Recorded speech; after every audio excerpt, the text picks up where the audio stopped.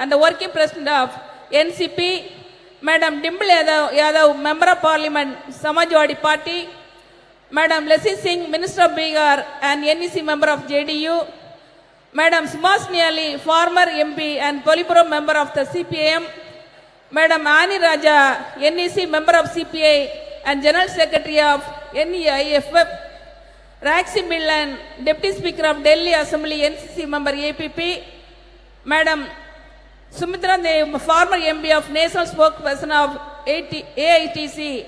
I would like to extend a very warm welcome each of them on behalf of the DMK Women's Wing. இந்த வரலாற்று சிறப்புமிக்க மாநாட்டில் இன்று மேடையில் அமர்ந்திருக்க வேண்டிய நம்முடைய கழக பொதுச் செயலாளர்கள் மகளிர் உரிமை மாநாடு என்பதற்காக இன்று நாங்கள் எப்படி இந்த நிகழ்ச்சி நடைபெறுவது என்பது இந்த பார்வையாளராக எங்களை வாழ்த்தி கொண்டிருக்கும் கழக பொதுச் செயலாளர் அவர்களே, கழக பொருளாளர் அவர்களே, முதன்மை செயலாளர்களே, துணை பொதுச் செயலாளர்கள், இளைஞரணி செயலாளர் அமைச்சர் உதயநிதி ஸ்டாலின் அவர்களே, இந்த மாநாடு சிறப்பாக நடைபெறுவதற்கு காரணமாக இருந்த காஞ்சிபுரம் வடக்கு மாவட்ட செயலாளர் மரியாதை அமைச்சர் அன்பரசன் அவர்களே, இந்த மாநாட்டு இவ்வளவு வெற்றிகரம் நடைவதற்கு எல்லா பணிகளையும் முன்னின்று செய்த சென்னை தெற்கு மாவட்ட செயலாளர் சுகாதார அமைச்சர் மா சுப்பிரமணியன் உட்பட கலந்து கொண்டு சிறப்பித்துக் கொண்டிருக்கின்ற மாண்புமிகு அமைச்சர் பெருமக்கள், தலைமை கழக நிர்வாகிகள், மாவட்ட கழக செயலாளர்கள், சட்டமன்ற இந்நாள் முன்னாள் உறுப்பினர்கள், கூட்டணி கட்சி தலைவர்கள், நிர்வாகிகள், மாநில மகளிர் அணி நிர்வாகிகள், உள்ளாட்சி மன்ற பிரதிநிதிகள் மற்றும் தமிழகம் இங்கு வந்திருக்கின்ற கழக மகளிர்கள், தலைவர் கலைஞர்களின் நூற்றாண்டில் தலைவர் கலைஞர் ஆட்சியில் மீட்டு கொடுத்த மகளிர் உரிமைக்கு நன்றி செலுத்த விதமாகவும் வருகின்ற நாடாளுமன்ற தேர்தலில் ஒன்றியத்தில் ஒரு ஆட்சி மாற்றத்தை ஏற்படுத்தி மறுக்கப்பட்ட உரிமைகளை மீட்படுத்துவதற்காக வந்திருக்கின்ற அனைத்து மகளிர்களையும் வருக வருக என வரவேற்று விடைபெறுகிறேன். நன்றி, வணக்கம். நன்றி. விருந்தினர்களை சிறப்பிக்கும் தருணம். Time to felicitate our dignitaries. மாண்புமிகு தமிழ்நாடு முதலமைச்சர் அவர்கள் திருமிகு மெஹபூபா முஃப்தி அவர்களுக்கு நினைவு பரிசு வழங்கி சிறப்பிப்பார்கள்.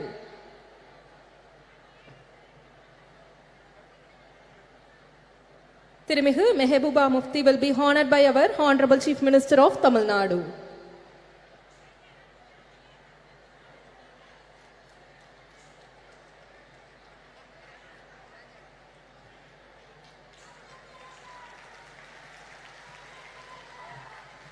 மாண்புமிகு தமிழ்நாடு முதலமைச்சர் அவர்கள் திருமிகு பிரியங்கா காந்தி வத்ரா அவர்களுக்கு நினைவு பரிசு வழங்கி சிறப்பிப்பார்கள்.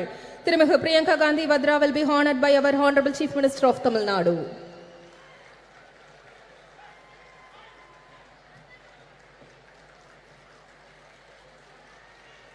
மாண்புமிகு தமிழ்நாடு முதலமைச்சர் அவர்கள் திருமிகு சுபாஷினி அலி அவர்களுக்கு நினைவு பரிசு வழங்கி சிறப்பிப்பார்கள்.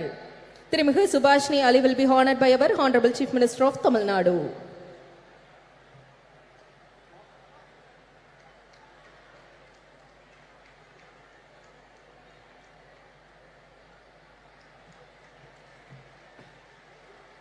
மாண்புமிகு தமிழ்நாடு முதலமைச்சர் அவர்கள் திருமிகு சுப்ரியா சுலே அவர்களுக்கு நினைவு பரிசு வழங்கி சிறப்பிப்பார்கள். திருமிகு Supriya Sule will be honored by our Honorable Chief Minister of Tamil Nadu.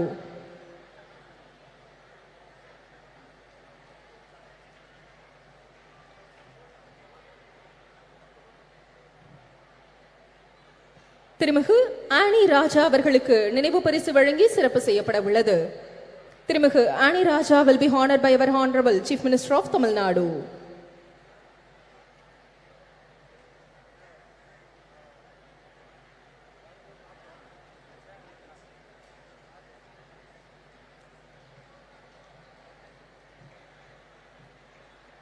திருமிகு டிம்பிள் யாதவ் அவர்களுக்கு நினைவு பரிசு வழங்கி சிறப்பிக்கும் தருணம்.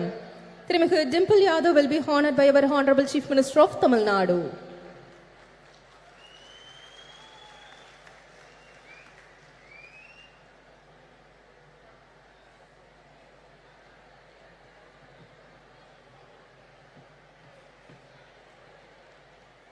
திருமிகு லேஷி சிங் அவர்களுக்கு நினைவு பரிசு வழங்கி சிறப்பிக்கும் தருணம். திருமிகு லேஷி Singh will be honored by our Honorable Chief Minister of Tamil Nadu.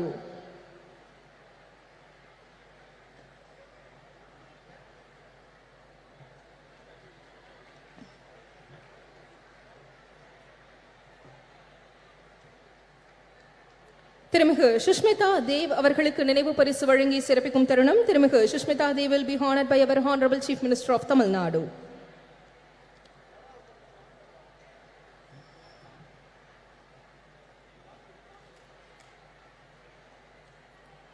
திருமிகு ராக்கி பிட்லன் அவர்களுக்கு நினைவு பரிசு வழங்கி சிறப்பிக்கும் தருணம். திருமிகு rakhi பிட்லன் will be honored by our Honorable Chief Minister of Tamil Nadu.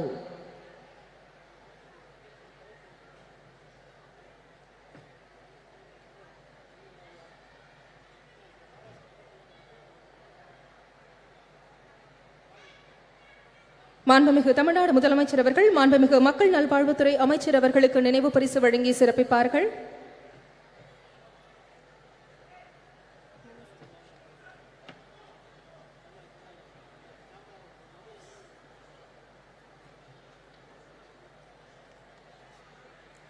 மாண்புமிகு மருத்துவ மற்றும் மக்கள் நல்வாழ்வுத்துறை அமைச்சர் அவர்களுக்கு நினைவு பரிசு வழங்கி சிறப்பிக்க உட்பட உள்ளது.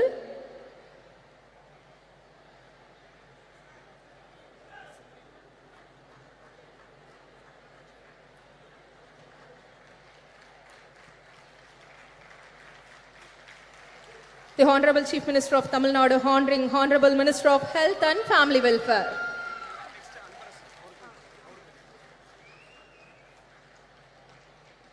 மாண்புமிகு தமிழ்நாடு முதலமைச்சர் அவர்கள் மாண்புமிகு சிறு குறு மற்றும் நடுத்தர தொழில் நிறுவனங்கள் துறை அமைச்சர் அவர்களுக்கு நினைவு பரிசு வழங்கி சிறப்பிப்பார்கள்.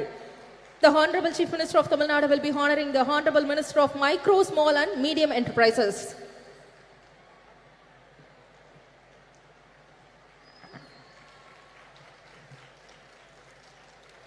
திமுக பொதுச் செயலாளர் திருமிகு கனிமொழி கருணாநிதி அவர்கள் மாண்புமிகு தமிழ்நாடு முதலமைச்சர் அவர்களுக்கு நினைவு பரிசு வழங்கி சிறப்பிப்பார்கள்.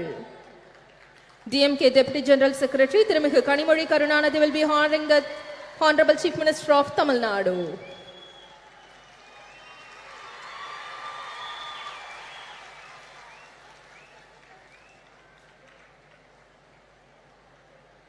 நன்றி.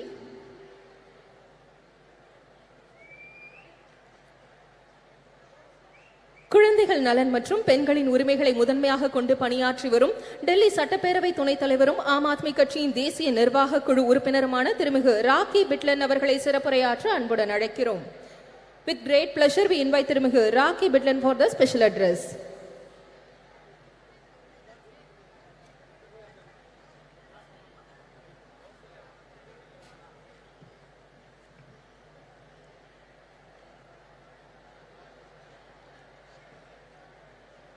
बहुत बहुत धन्यवाद।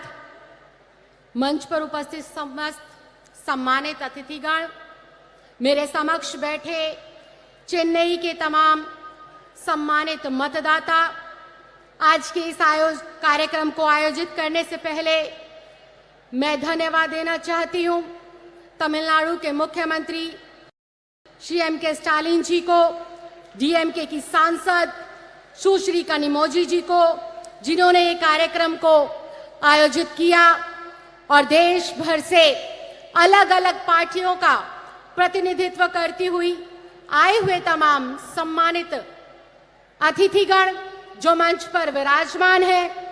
मैडम सोनिया जी, आप सबका मैं दिल की गहराइयों से बहुत बहुत धन्यवाद करती हूँ, बहुत बहुत आभार प्रकट करती हूँ। साथियों, आज का कार्यक्रम जो आयोजित किया गया है वो महिलाओं के अधिकारों पर चर्चा करने हेतु इस कार्यक्रम को बुलाया गया, इसका आयोजन किया गया।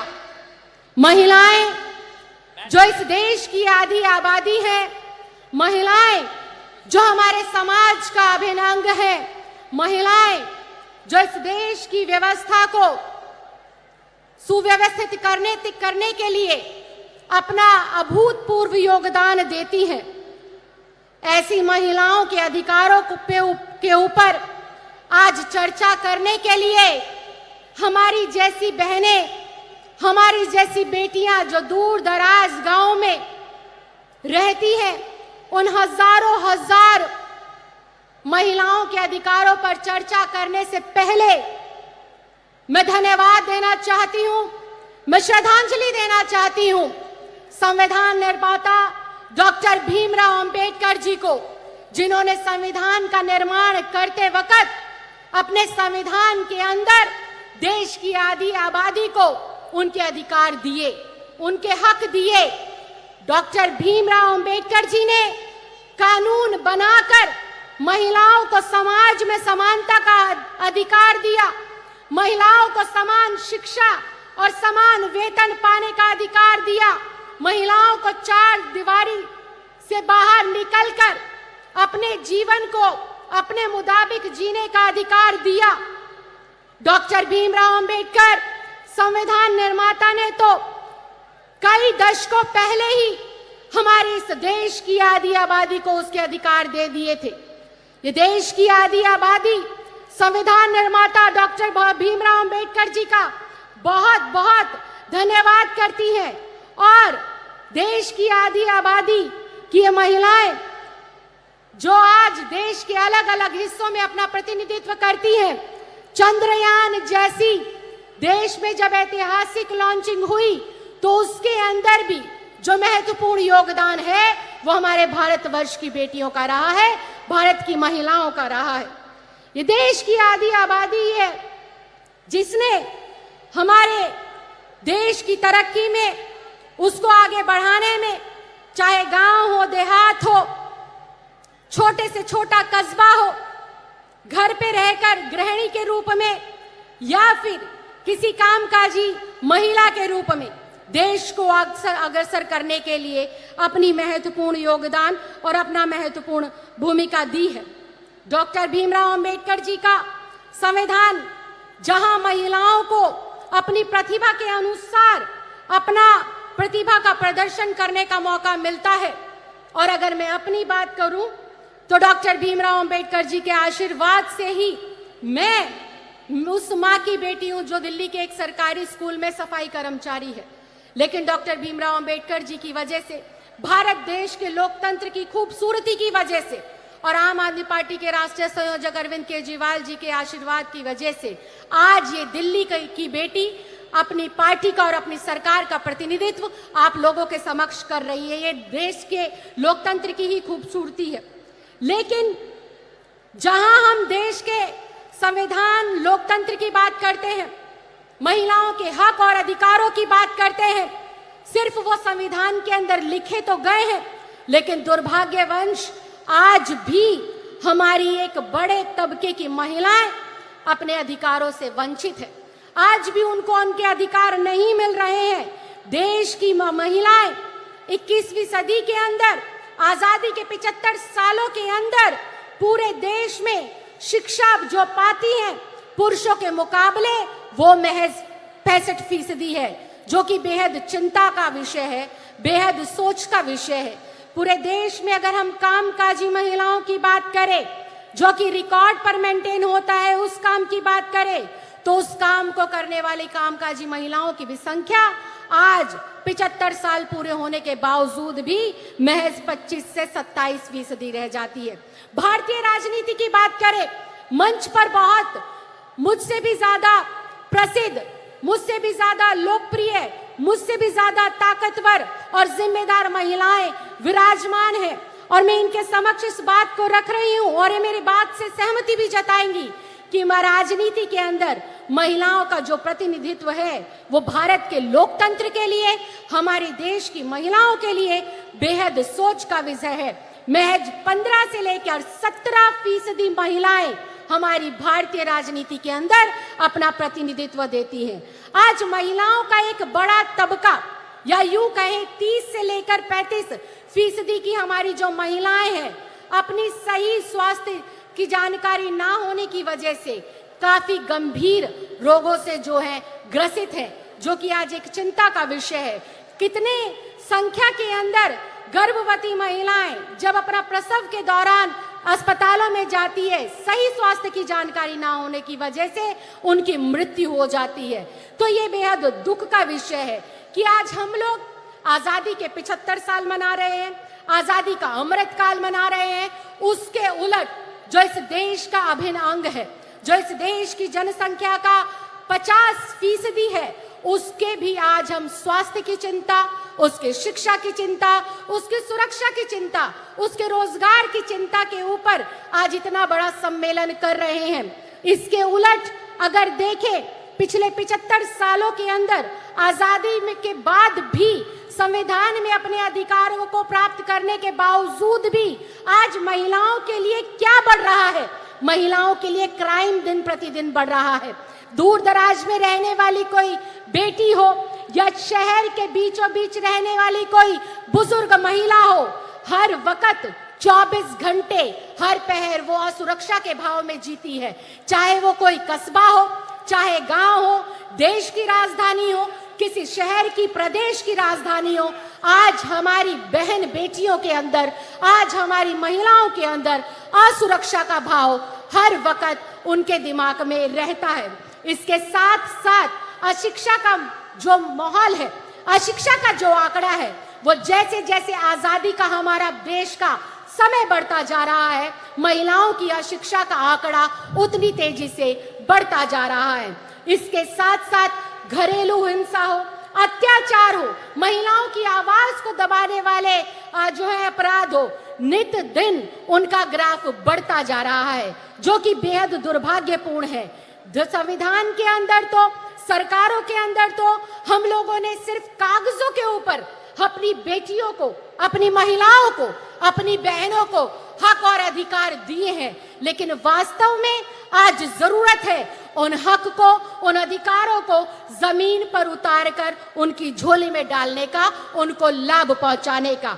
आज जरूरत है समाज के तमाम बुद्धिजीवियों को, आज जरूरत है तमाम राजनीतिक दलों के, राजनीतिक लोगों को, आज जरूरत है जो है केंद्र की सरकार में बैठे हुए लोगों को और राज्य की सरकारों में बैठे हुए लोगों को ये सोचने की, इस पर मंथन करने की, इस पर चिंतन करने की जरूरत है कि हम हमारी बेटियों के अंदर से यह असुरक्षा का भाव कैसे खत्म करें, कैसे हम इस देश की प्रगति में अपना महत्वपूर्ण योगदान देने वाली देश की आधी आबादी, जो हमारी बहनें हैं, जो हमारी माएं हैं, इनको कैसे हम बेहतर से बेहतर सुरक्षा दे, रोजगार के बेहतर से बेहतर अवसर प्रदान करें।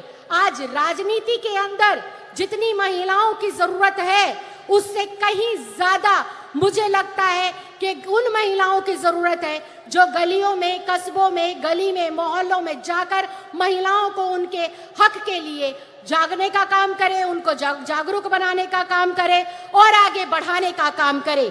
मैं एक बार फिर से दिल की गहराइयों से बहुत बहुत धन्यवाद देना चाहती हूँ, बहुत बहुत आभार प्रकट करना चाहती हूँ तमिलनाडु की सरकार का और यहाँ पर आए हुए तमाम लोगों का, तमाम आयोजनकर्ताओं का, कि आपने देश की 75वीं वर्षगांठ जो खत्म हो गई है, अमृत काल के मौके पर इस ज्वलंत मुद्दे को उठाया।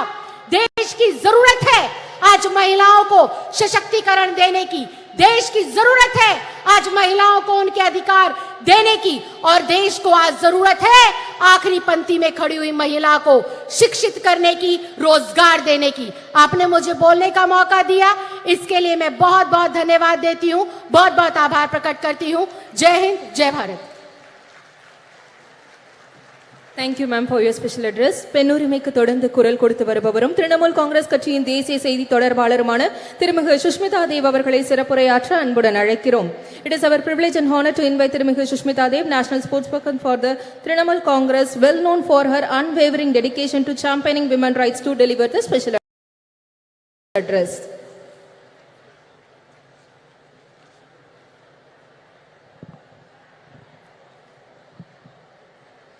Honorable Chief Minister of Tamil Nadu, Thalapati M.K. Stalin,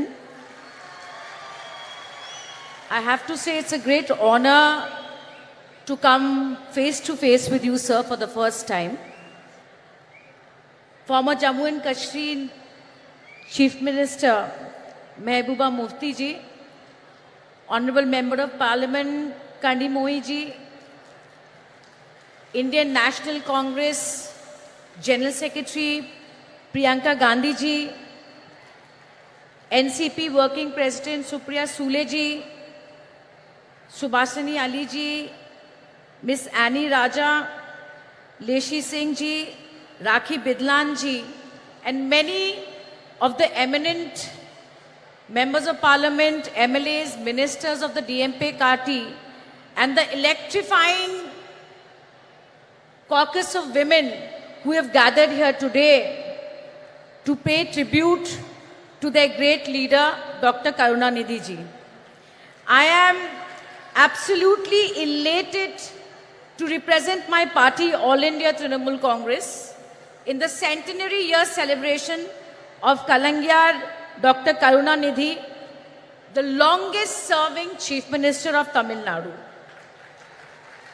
On behalf of my leader, Honorable Chief Minister of Bengal and Chairperson of the party, Mamata Banerjee, I pay my respectful tribute to him. This is a significant platform to speak about the future of women in India.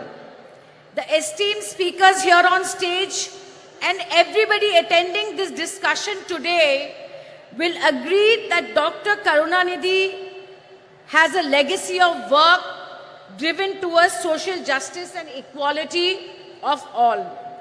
His initiatives were path-breaking, not just for women, but I have to say, for the third gender. He set a new precedent in Tamil Nadu by starting a welfare board for them. Till today, he is remembered for giving equal right to women to ancestral property for the first time in India. And last but not the least, a jobs quota, a government jobs quota was given by Karunanidhi ji in Tamil Nadu. And undoubtedly, Thiru Stalin, Honorable Chief Minister, is taking this legacy forward with much vigor.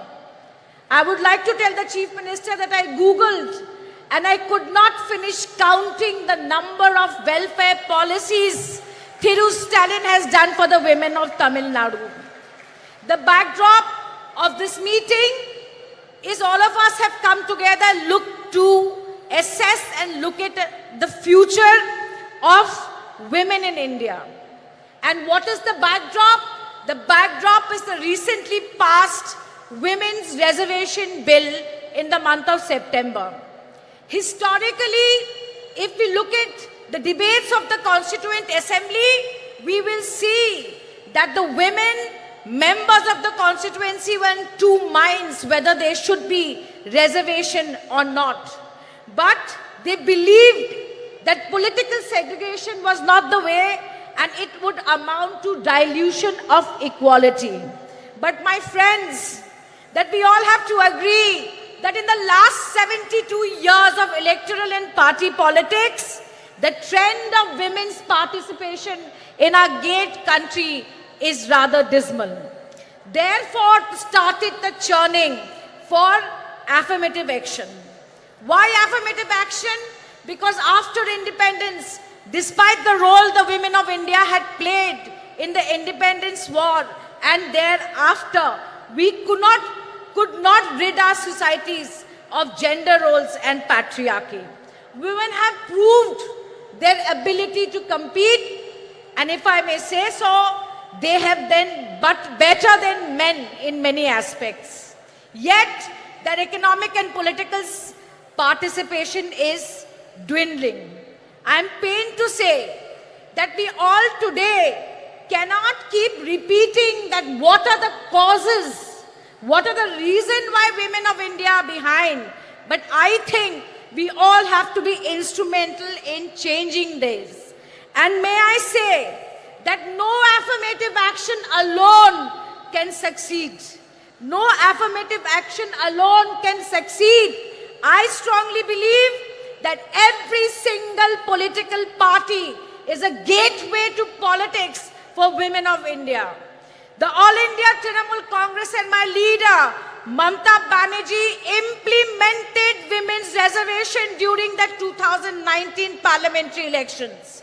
She gave 41% nominations to women. And let me tell you, it was not an easy election for her. The 17 women who got tickets, I am proud to say that the 9 of them today are sitting in the Lok Sabha.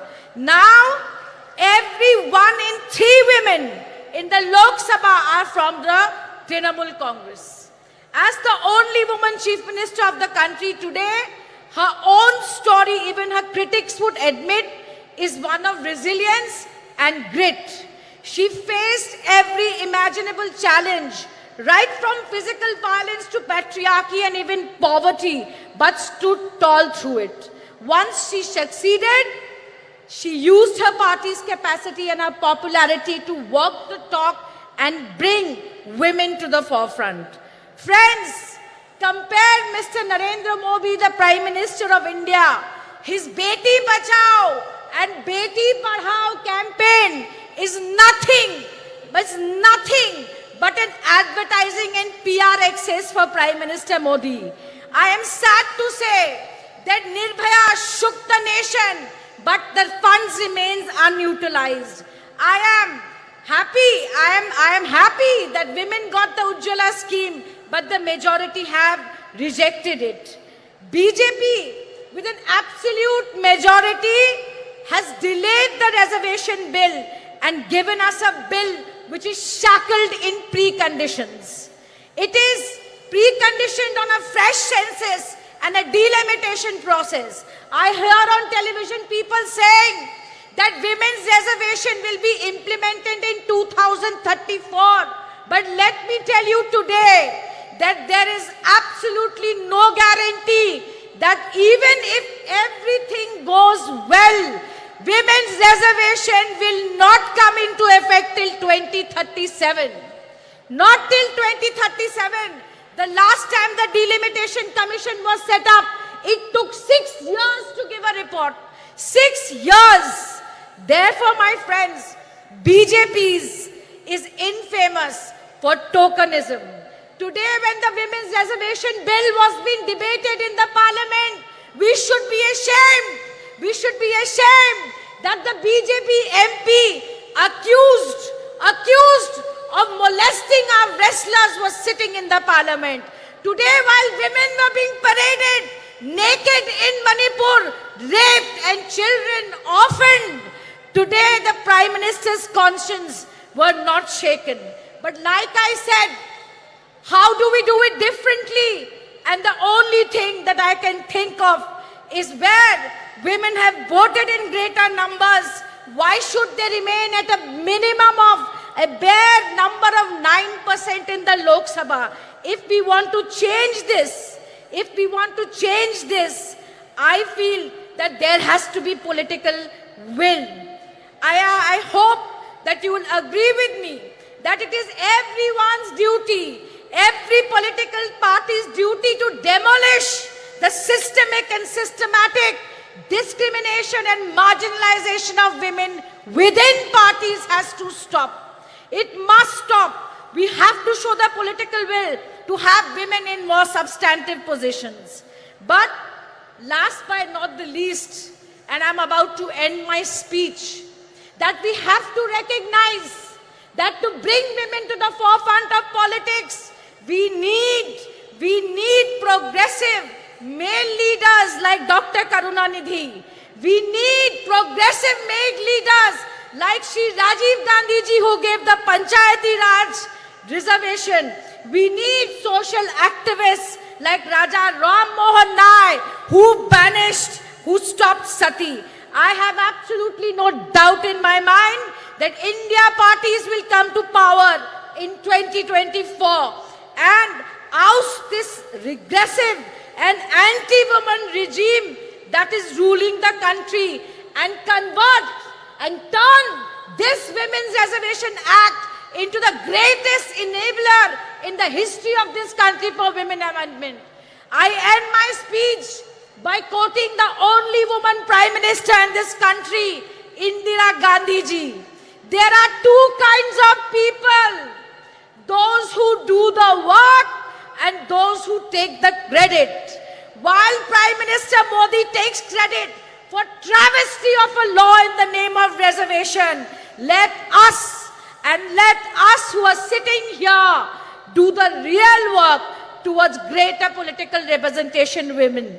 With these words, I once again thank the DMK party. I thank the women wings of the DMK party and your patience for listening to me. Jai Hind. Thank you very much. Thank you, ma'am.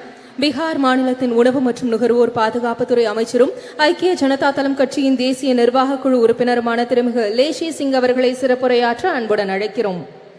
We request திருமிகு லேஷி Singh, the Minister for Food and Consumer Protection of Bihar State.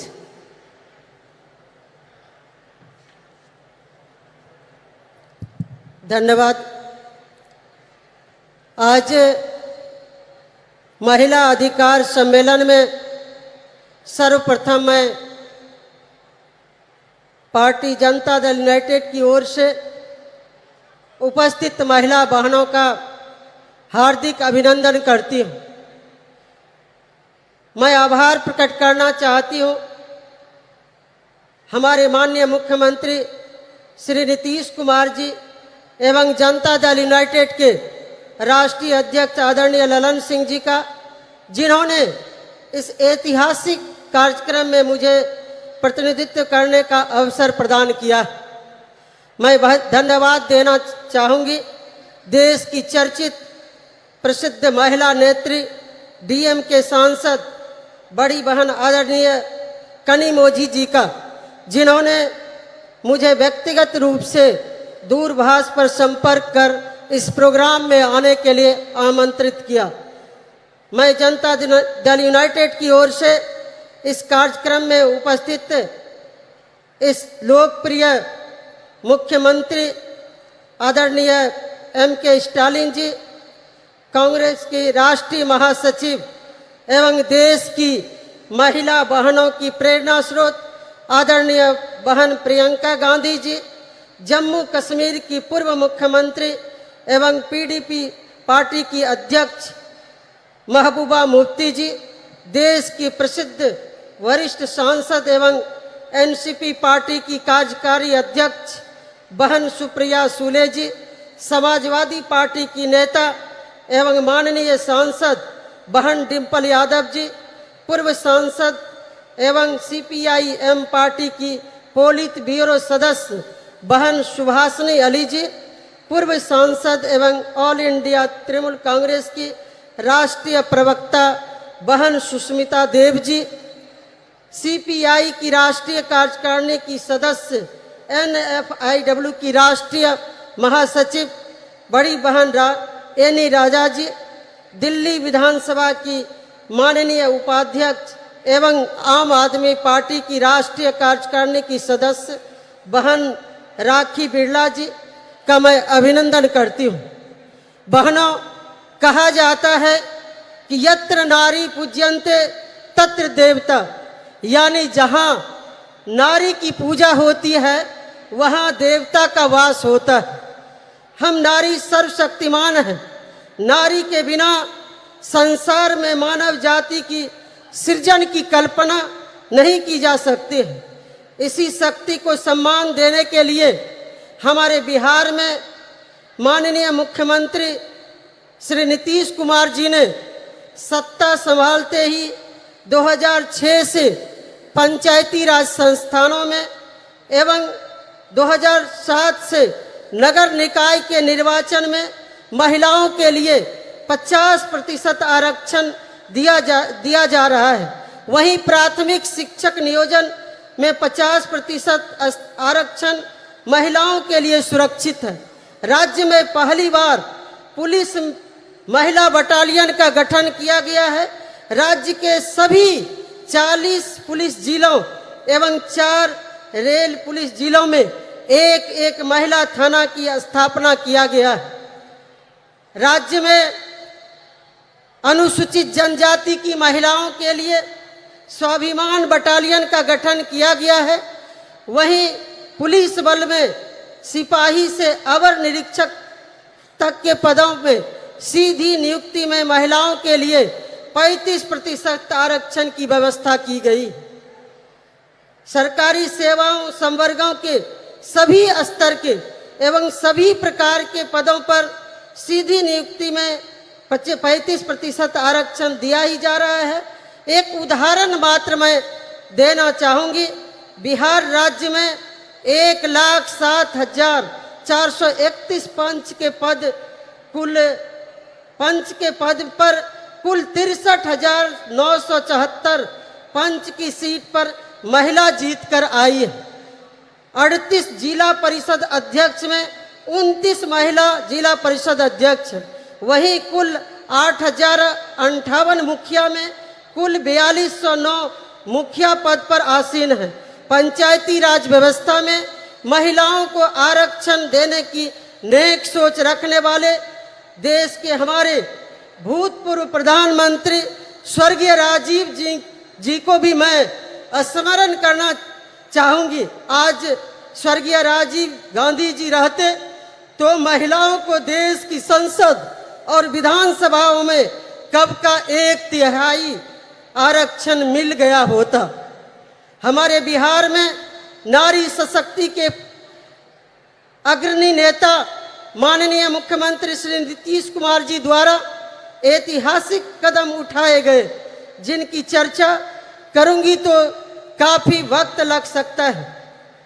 मुख्यमंत्री बालिका पोशाक योजना, छात्रवृत्ति योजना, cycle योजना, बालिका प्रोत्साहन योजना, बिहार स्टूडेंट क्रेडिट कार्ड योजना, मुख्यमंत्री किशोरी स्वास्थ्य कार्यक्रम आदि चलाकर महिलाओं को अवसर प्रदान किया गया है। मुख्यमंत्री कन्या उत्थान योजना, लक्ष्मीबाई पेंशन योजना, मुख्यमंत्री नारी शक्ति योजना से महिलाओं को काफी लाभ पहुंचा है। जो महिला को कभी अबला कहा जाता था, उसे सबला बनाने के लिए हमारे माननीय मुख्यमंत्री श्री नीतीश कुमार जी प्रयास कर रहे हैं। मुख्यमंत्री महिला उद्यमी योजना चलाया जा रहा है। वहीं महिलाओं को सरकारी नौकरी में तो 35% आरक्षण दिया ही जा रहा है। तमिलनाडु में भी भूतपूर्व मुख्यमंत्री अभिभावक समान स्वर्गीय करुणानिधि जी के द्वारा महिलाओं के लिए कई योजनाएं चलाई गई। उन्हीं के पद चिन्हों पर चलकर वर्तमान मुख्यमंत्री स्टालिन जी भी महिलाओं को सम्मानित व गौरवान्वित करने का अवसर प्रदान किया है। हम इसके लिए आदरणीय स्टालिन जी का समस्त महिला बहनों की ओर से आभार प्रकट करती हूं और धन्यवाद देती हूं। एक तरफ स्वर्गीय राजीव गांधी जी, स्वर्गीय करुणानिधि जी, माननीय मुख्यमंत्री नीतीश कुमार जी, माननीय मुख्यमंत्री स्टालिन जी, माननीय मैडम सोनिया गांधी जी, जिन्होंने महिलाओं के हित में इतने ऐतिहासिक कदम उठाए हैं, लेकिन उसका ढिंढोरा नहीं पीटा जा रहा है, मार्केटिंग नहीं किया जा रहा है। बस सेवा भाव से महिलाओं को अधिकार प्रदान कर सशक्त करने के लिए काम किया जा रहा है। दूसरी ओर केंद्र की भाजपा सरकार, जिनके नेता नरेंद्र मोदी जी महिलाओं के लिए कुछ नहीं किया, बस योजनाओं को ब्रांडिंग कर अपने चेहरे को बढ़ाने चमकाने का काम किया। अभी हाल ही में महिला आरक्षण बिल को देश की संसद में भाजपा सरकार की ओर से लाया गया। सभी दलों ने मिलकर उसे पारित किया। इससे पहले भी मैडम सोनिया गांधी जी के प्रयास से डॉक्टर मनमोहन जी की सरकार ने प्रयास किया था। इस बिल का नाम नारी शक्ति वंदन अधिनियम रखा गया। बहनों भाइयों, लेकिन ये नारी शक्ति वंदन के बजाय मोदी वंदन बनकर रह गया। इस बिल में कब आरक्षण लागू होगा, कोई समय सीमा नहीं बताया गया। वंचित अति पिछड़े वर्गों का ख्याल नहीं रखा गया है। लेकिन मोदी जी एक जुमला की तरह इस विधेयक पर अपनी पीठ थपथपा रहे हैं। नारी वंदन के बजाय नरेंद्र मोदी महिलाओं से आरती उतरवा रहे हैं, अपना चरण वंदन करवा रहे हैं। उनका इस बिल से कोई लेना देना नहीं है। सिर्फ अपना चेहरा चमकाने के लिए इस तरह का बिल पेश किया गया। माननीय मैडम सोनिया जी, मैं तमाम प्रियंका गांधी जी, तमाम यहाँ पर जितने भी महिला नेत्री हैं, मैं उनको आश्वस्त करना चाहूँगी, मोदी सरकार देश में आने वाली नहीं है। ये बिल शायद आपके और नीतीश कुमार जी, स्टालिन जी, शरद पवार जी, इंडिया के प्रमुख नेताओं के नेतृत्व में बनने वाली सरकार में ही ये संभव हो पाएगा। हम सभी चाहते हैं देश की महिला आरक्षण बिल में बिहार मॉडल को अपनाया जाए, जिसमें आबादी के हिसाब से 50% आरक्षण महिलाओं को बिल मिल सके, बिल में प्रावधान हो। इस कार्यक्रम के माध्यम से देश की महिला बहनों से कहना चाहूंगी कि हम महिलाएं किसी क्षेत्र में पुरुषों से कम नहीं है। यहाँ तक कि पुरुषों के तुलना में महिलाएं ज़्यादा ईमानदार, कर्तव्यनिष्ठ हैं। आज महिलाएं हर क्षेत्र में अव्वल होती आ रही है। महिला एक घर में जन्म से लेकर दूसरे के घर भी जाकर उसे सुसज्जित संस्कार देने का काम करती है। महिलाएं धरती से लेकर अंतरिक्ष तक पहुंची। महिलाओं को केवल अवसर मिलने की आवश्यकता है। महिलाओं को अवसर मिलने पर महिलाओं ने साबित कर दिया है कि पुरुषों से कई ज़्यादा गुना काबिलियत महिलाओं में है। देश की महिला प्रधानमंत्री स्वर्गीय इंदिरा गांधी जी इसका सशक्त उदाहरण है, जिन्होंने अपनी नेतृत्व क्षमता से दुश्मन देश के दांत खट्टे कर अपनी दृढ़ इच्छा शक्ति संकल्प के कारण उन्हें आयरन लेडी कहा जाता है। मुझे विश्वास है जिस तरह से इंडिया के नेतागण, चाहे वो माननीय मुख्यमंत्री नीतीश कुमार जी हो, चाहे मैडम सोनिया जी, मैडम प्रियंका गांधी जी, महबूबा जी, स्टालिन जी, मैडम कनिमोझी जी, सुप्रिया सूले जी एवं समस्त मंचासीन विभिन्न विपक्षी नेताओं के दलों के नेताओं के सभी महिला नेतृगण आदि ने महिलाओं को अवसर और संबल प्रदान कर रहे हैं। वो दिन दूर नहीं, महिला इतनी सशक्त होगी कि वेद पुरानों इतिहास में जो उसे शक्ति प्रदान थी वो शक्ति प्राप्त करेंगी, तभी आरक्षण के लिए मोहताज नहीं होना पड़ेगा। मैं विनम्रता के साथ अनुरोध करना चाहूँगी मैडम प्रियंका जी से, मैडम कनिमोझी जी से, मैडम सुप्रिया सूले जी से, महबूबा जी से एवं समस्त मंचासीन सभी महिला नेत्रियों से कि एकजुट होकर देशव्यापी कार्यक्रम के तहत मातृवंदन अभियान पर निकले। हम सभी साथ मिलकर कदम से कदम मिलाकर चलने को तैयार हैं। देश की महिलाएं आप सबों को पुकार रही है, आप आगे बढ़ें, हम सभी साथ हैं। बस आदि आबादी ही नरेंद्र मोदी का हिसाब किताब बराबर कर देंगी। मुझे विश्वास है कि मेरे अनुरोध पर आप सभी विचार करेंगी। अंत में मैं बिहार के माननीय मुख्यमंत्री श्री नीतीश कुमार जी की ओर से यहाँ उपस्थित महिला बहनों को शुभकामना प्रेषित करती हूँ। उनकी ओर से महिलाओं की अधिकार की हर लड़ाई में सहयोग समर्थन का भरोसा देते हुए यही उनका शुभकामना संदेश है। पुनः इस कार्यक्रम में आयोजनकर्ता मैडम कनिमोझी जी, यहाँ के लोकप्रिय मुख्यमंत्री आदरणीय स्टालिन जी एवं समस्त मंचासीन नेताओं बड़ों से आशीर्वाद लेते हुए अपनी वाणी को विराम देती हूँ। जय हिंद, जय Bharat.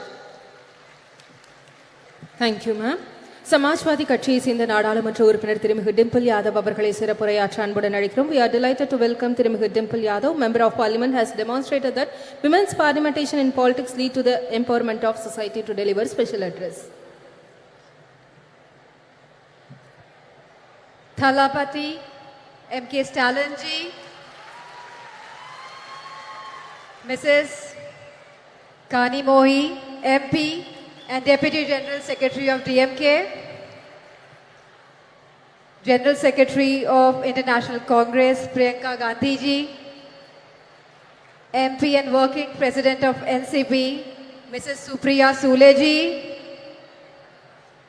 former Chief Minister of Jammu Kashmir, Chairperson PDP Mrs. Mehbooba Mufti ji, former MP and Pilot Bureau member of CPI-M, Mrs. Subhashini Aliji, National Congress, National Executive Committee member, CPI, Mrs. Ani Rajaji, Minister of Food and Consumer Protection, Government of Bihar, Mrs. Leshi Singh Ji, Deputy Speaker, Delhi Assembly, and National Executive Member of AAP, Mrs. Rakhi Bidlan Ji, former MP and National Spokesperson, AITC, Mrs.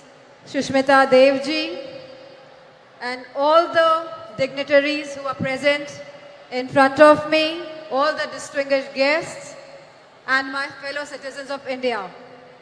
This day and moment have been 100 years in the making, as today we celebrate the centenary of the DMK patriarch and a great son of soil, a towering leader, a progressive ideologue, a politician par excellence, and the founder of the political movement for the betterment of India and all its people, respected Shri M. Karunanidhi Ji. He was popular as Kalanyar and Muttamind Aranyar. Kalanyar was the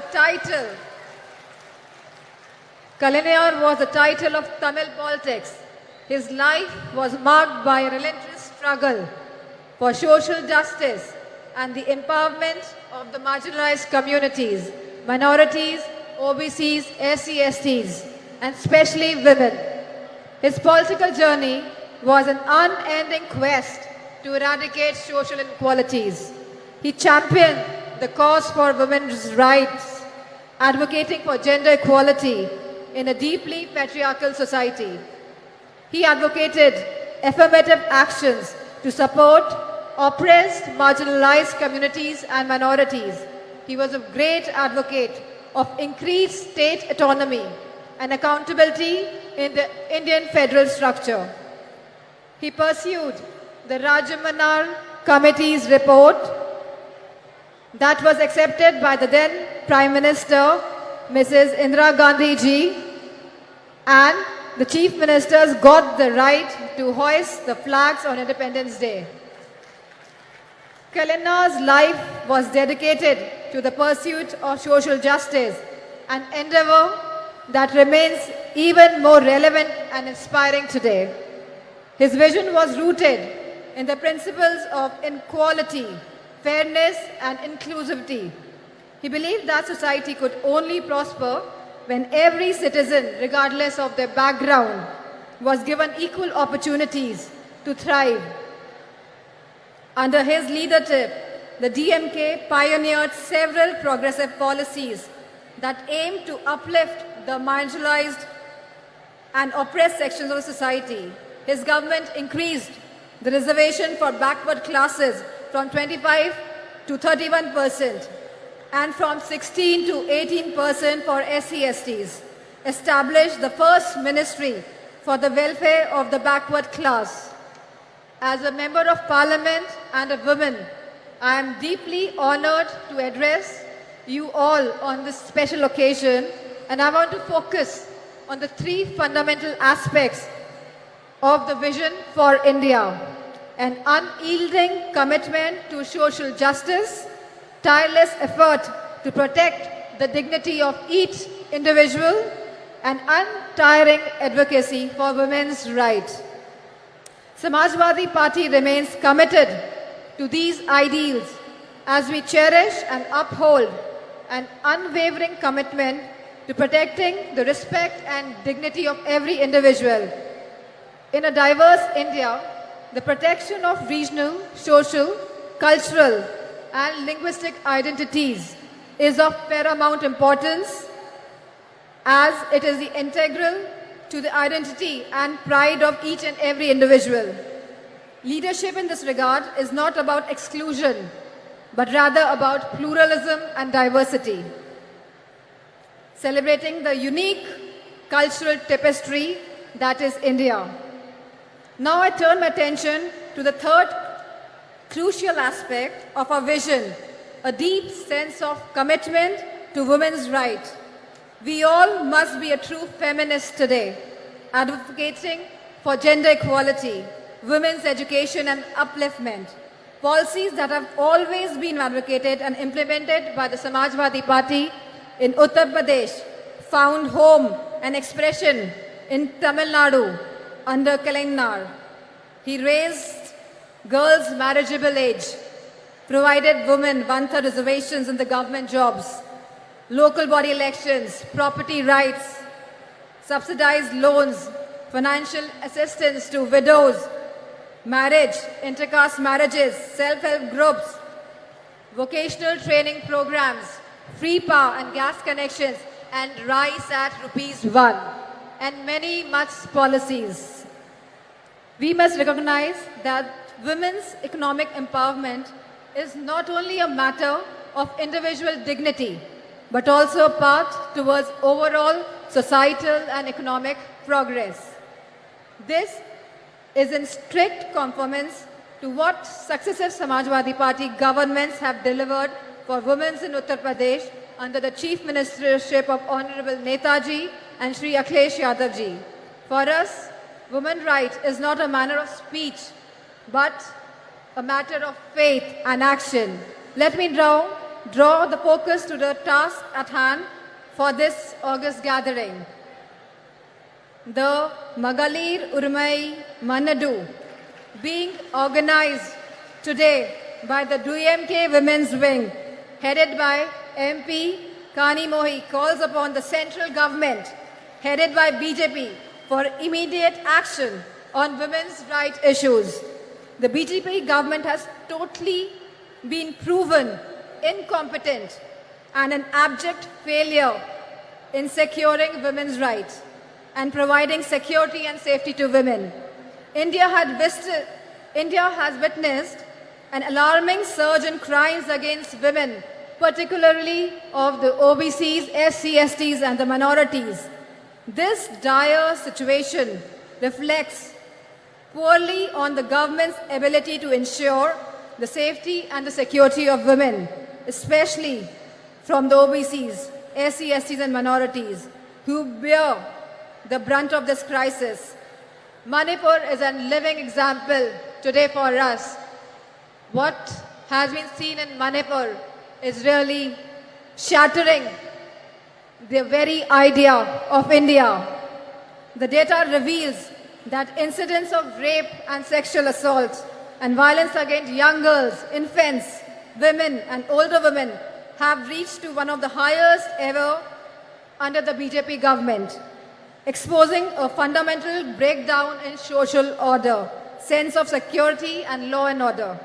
The lack of swift justice and a consistent track record of not holding perpetrators accountable has led to this scary situation in the country. This needs to be corrected immediately. Nothing can be allowed to impinge on the right of life.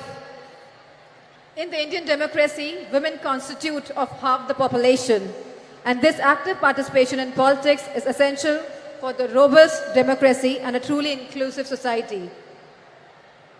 The recent proposal by the BJP government to postpone the vital reform of implementing 33% reservations of women in parliament and state assemblies way into the distant future is a huge disappointment that appears to be only a BJP political ploy. The BJP's move is only an eyewash purely for electoral gains. Samajwadi Party's argument for providing separate reservations for OBCs, for SC/STs and minorities is a critical, progressive stance that deserves immediate inclusion and consequent implementation. The BJP government's one-size-fits-all will certainly dilute the representation of marginalized communities. The Samajwadi Party's proposition recognizes the unique challenges faced by the women of OBCs, SC/STs and minorities. By providing separate reservation, it ensures that these historically disadvantaged groups have a more equitable chance at political participation. BJP government should be open to this critical improvement offered by the Samajwadi Party. it is essential to recognize that diversity in representation is key to vibrant and dynamic democracy. The Samajwadi Party's argument rightly underscores this crucial point. As Samajwadi Party has consistently advocated for women's safety and their rights. We recognize the importance of safe environment for women as a catalyst for the societal change and economic growth. A safe environment empowers women to participate more actively in the workforce, driving India's progress. In fact, Claudia Golden of Harvard, who won the award Nobel Prize in Economics, argues for increased women labor force participation rate, validating Samajwadi Party's approach and philosophy on this subject. The time for procrastination has passed. We need to break down the barriers that have held women back for so long. Let us build a society where everyone can live with dignity, freedom, and equal opportunities. We at Samajwadi Party, along with the India Coalition, are committed to making this vision a reality. And we urge all the citizens to join us in this essential demand for the coming change. It is an idea whose time has come. Thank you, DMK, for organizing this wonderful Congress, this wonderful conference today, and for giving me this opportunity to present my views, my thoughts on behalf of Samajwadi Party. And I thank all the women wing of DMK. Thank you. Jai Hind. Thank you ma'am. சமத்துவத்தையும் சமூக மாற்றத்தையும் இலக்காக கொண்டு மகளிர் உரிமைகளுக்காக போராடி வரும் இந்திய கம்யூனிஸ்ட் கட்சியின் தேசிய நிர்வாக குழு உறுப்பினரும் இந்திய மாத தேசிய சம்மேளனத்தின் பொதுச் செயலாளருமான திருமிகு ஆனி ராஜா அவர்களை சிறப்புரையாற்ற அன்புடன் அழைக்கிறோம்.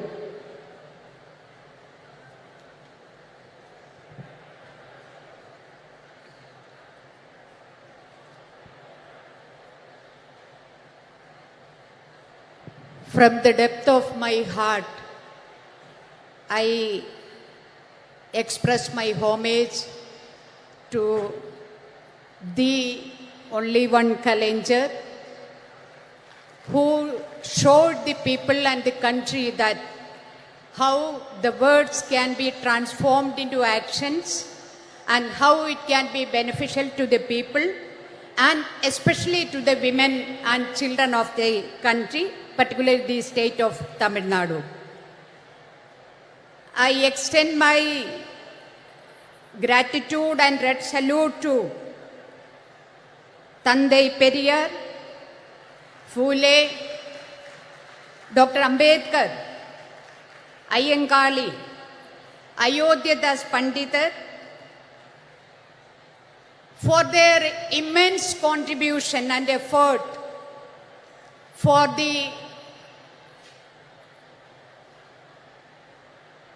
today what we have achieved, and today we are standing before you and the party is organizing a meeting for the women to discuss about their rights. So this is possible because of the efforts of all these great stalwarts who have given their life for gender equality and justice, and my red salute to all of them. Magalir urimai maanatil adukana ella vidamana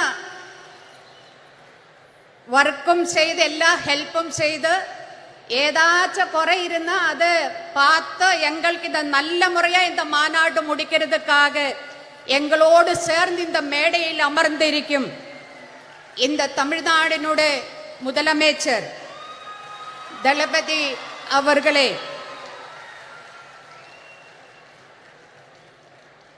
இந்த கூட்டத்தில் நம்மோடு உரையாடுறதுக்கு பேசுறதுக்கு இங்க வருவாயிருக்கிற இந்திய national காங்கிரஸினுடைய தலைவி சோனியா காந்தி அவர்களே, மெஹபூபா தோழியர், நான் எல்லோரும் தோழியர்னு கூப்பிடுறது. I would like to call you all as comrades. So Toliyar Mehbooba Mufti ji, Toliyar Priyanka Gandhi ji, Toliyar Kanimozhi ji, Toliyar Subhashini ji, Toliyar Supriya Sule ji, Toliyar Dimple Yadav ji, Toliyar Leshi Singh ji, Toliyar Sushmita De, Toliyar Rakhi, and நம்மளை எல்லோரும் இங்கே வருக வருக என்று welcome பண்ணி அமர்ந்திருக்கிற தோழியர் Helen G, உங்களுக்கு எல்லோருக்கும் இந்தியன் கம்யூனிஸ்ட் பார்ட்டி சிபிஐயுடைய இந்திய மாதர் தேசிய சம்மேளனம் NFIWனுடைய நெஞ்சார்ந்த வணக்கத்தையும் வாழ்த்துக்களையும் தெரிவிக்கிறேன்.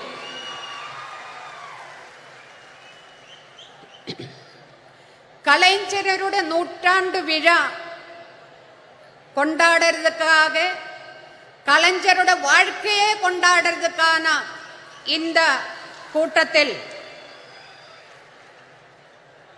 இங்கே அமர்ந்திருக்கிற இந்த தமிழ்நாட்டினுடைய எல்லா மாவட்டங்களிலும் வந்திருக்கிறார் என்னுடைய அன்புக்கும் மரியாதைக்கும் கூறிய டிஎம்கேட தோழியர்களே, உங்களை எல்லோரையும் சேர்த்து பிடிச்சு ஒரு முத்தத்தை கொடுக்கிறேன். நம்ம இந்த பெண்கள் உரிமை மாநாடு நடக்கும்போது என்ன நேட்டங்கள் இந்த தமிழ்நாட்டில் பெண்களுக்காக கலைஞரும் அதே மாதிரி டிஎம்கே பார்ட்டியும் இங்க நமக்கு பெற்று தந்திருக்கிறதோ, அதே மாதிரி இந்த தேசத்தில் நம்ம பெண்கள் என்ன சட்டங்களை என்ன உரிமைகளை நம்ம நேடி இருக்கிறதோ, இந்த போன 75 ஆண்டுக்குள்ளே போராட்டங்கள் பண்ணி நம்ம நேடி இருக்கிறதோ, அந்த அத்தனை உரிமைகளையும் பறிக்கிற மாதிரி தான் இன்னைக்கு மத்தியில் ஒன்றிய ஆட்சி இந்த தேசத்தை ഭരിച്ചു കൊണ്ടിരിക്കുന്നത്. மனுவாதி பாசிசம் இந்தியாவில் எல்லா இடத்திலுமே பாம்பு மாதிரி, விஷப்பாம்பு மாதிரி பத்தி விடர்த்தி ஆடுறத ஒரு நிலைமையை பார்க்கிறது. மதேதர மதசார்பற்ற இந்தியாவினுடைய பாராளுமன்றத்தில் இன்னைக்கு கேட்கிறது ஜெய் ஸ்ரீராம் എന്നൊരു குரல் தான். அதே மாதிரி செங்கோல் இன்னைக்கு இந்தியாவினுடைய பிரசிடென்ட், ஒரு பெண் பிரசிடென்ட், அவங்க தாழ்த்தப்பட்ட ஒடுக்கப்பட்ட கம்யூனிட்டியில் வந்திருக்கிற பிரசிடென்ட், அந்த மாதிரி ஒரு பெண் பிரசிடென்ட் இருக்கும் போதும் இந்தியாவினுடைய பாராளுமன்றத்துக்கு வெளியே அவங்களை உட்கார வச்சு பாராளுமன்றத்துக்குள்ள செங்கோல் கொண்டு வைக்கிற ஆட்சி இன்னும் நரேந்திர மோடி 56 இன்ச் நெஞ்சளவுள்ள பிரதமர் உட்கார்ந்து இந்த தேசத்தை தொலைக்கிறதுக்காக உட்கார்ந்து இருக்கிற ஒரு கட்டத்தில் தான், ஒரு சந்தர்ப்பத்தில் தான் மகளிர் உரிமை மாநாடு கலைஞருடைய நூற்றாண்டு விழாவை ஒட்டி இന്ന് நாம இங்க நடத்திட்டு இருக்கிறது.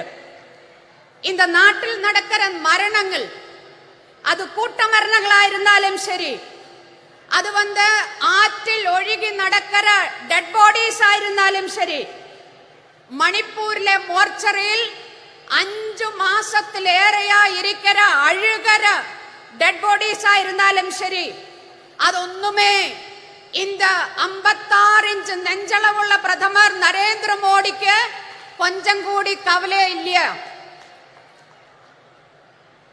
ബലാത്സംഗം, പാലിയൽ ബലാത്കാരമാവട്டும், കൂട്ട പാലിയൽ ബലാത്കാരമാവട്டும், അതെല്ലാമേ ചാനൽ ചർച്ച, നമ്മ ஊடகங்களில் சர்ச்சை 2 நாள் 4 நாள், அதுக்கு பிறகு யாரையுமே அது கவலைப்படுத்தாத ஒரு செய்தியா மாறி இருக்கிற ஒரு சமயத்தில் தான் மகளிர் உரிமைக்கான மாநாடு நாம இங்க நடத்திட்டு இருக்கிறது.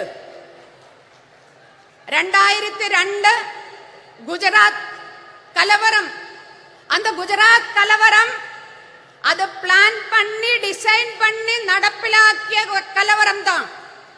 ஆனா இந்த 2023 நம்ம இந்த மகளிர் மாநாடு நடக்கும்போது, உரிமை மாநாடு நடக்கிற இந்த டைமில் எங்க வேணாலும் எப்ப வேணாலும் மரணம் நம்மளை தேடி வரற ஒரு நிலைமை, எங்க வேணாலும் எப்ப வேணாலும் பெண்கள் பாலியல் பலாத்காரத்துக்கு ஆளாகிற ஒரு நிலைமை, அந்த மாதிரி ஒரு நிலைமையில் தான் இன்னைக்கு நாம இருக்கிறது. ட்ரெயினில் பயணம் செய்யும்போ அந்த ட்ரெயினில் பயணம் செய்யறவங்களே அவங்களை காப்பாற்றுவதற்காக போலீஸ், ரயில்வே போலீஸ் இருக்கிறது. ஆனா அந்த ரயில்வே போலீஸ் பயனாளிகளை தோக்கெடுத்து துப்பாக்கி எடுத்து சுட்டு கொலை பண்ணற காட்சி நம்ம கண் முன்னாடி இருக்கிறது. அதே மாதிரி ஒரு ஸ்கூலில், பள்ளிக்கூடத்தில் ஒரு டீச்சர் உட்கார்ந்த மத்த ஒரு முஸ்லிம் ஸ்டூடெண்ட் நிக்க வச்சு மத்த ஸ்டூடெண்ட்ஸோட சொல்றது, நீங்க எல்லாரும் போய் அடிங்கோ அந்த குழந்தைய சொல்லி குழந்தைகள் தயங்குறது. ஆனாலும் அவங்கள ஃபோர்ஸ் பண்ணி அந்த குழந்தைய அடிக்க வைக்கிறது. இதும் நம்ம கண் முன்னாடி பார்த்துட்டு இருக்கிறது.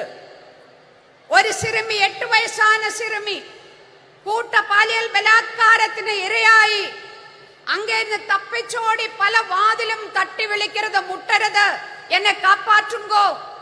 யாருமே வாதில் துறக்காம அதே அப்படியே ஆட்டி ஓடிக்கிறது. இதும் நம்ம கண் முன்னாடி நடக்கிறது. இந்த மாதிரி ஒரு நிலைமையில் ஏன் இது நடக்காம இருக்குவே?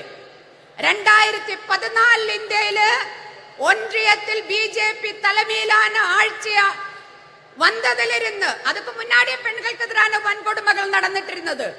ஆனா 2014 இருந்து பார்த்தா அதனுடைய நம்பர் அது ரொம்ப அதிகமா போயிட்டு இருக்கிறது. நம்பர் அதிகமா போகிறது மட்டும் கிடையாது, அதனுடைய குரூரதா எவ்வளவு கொடூரமான விதத்தில் அந்த பெண்கள் அந்த மாதிரி பாலியல் பலாத்காரத்துக்கு ஆளாகிறது.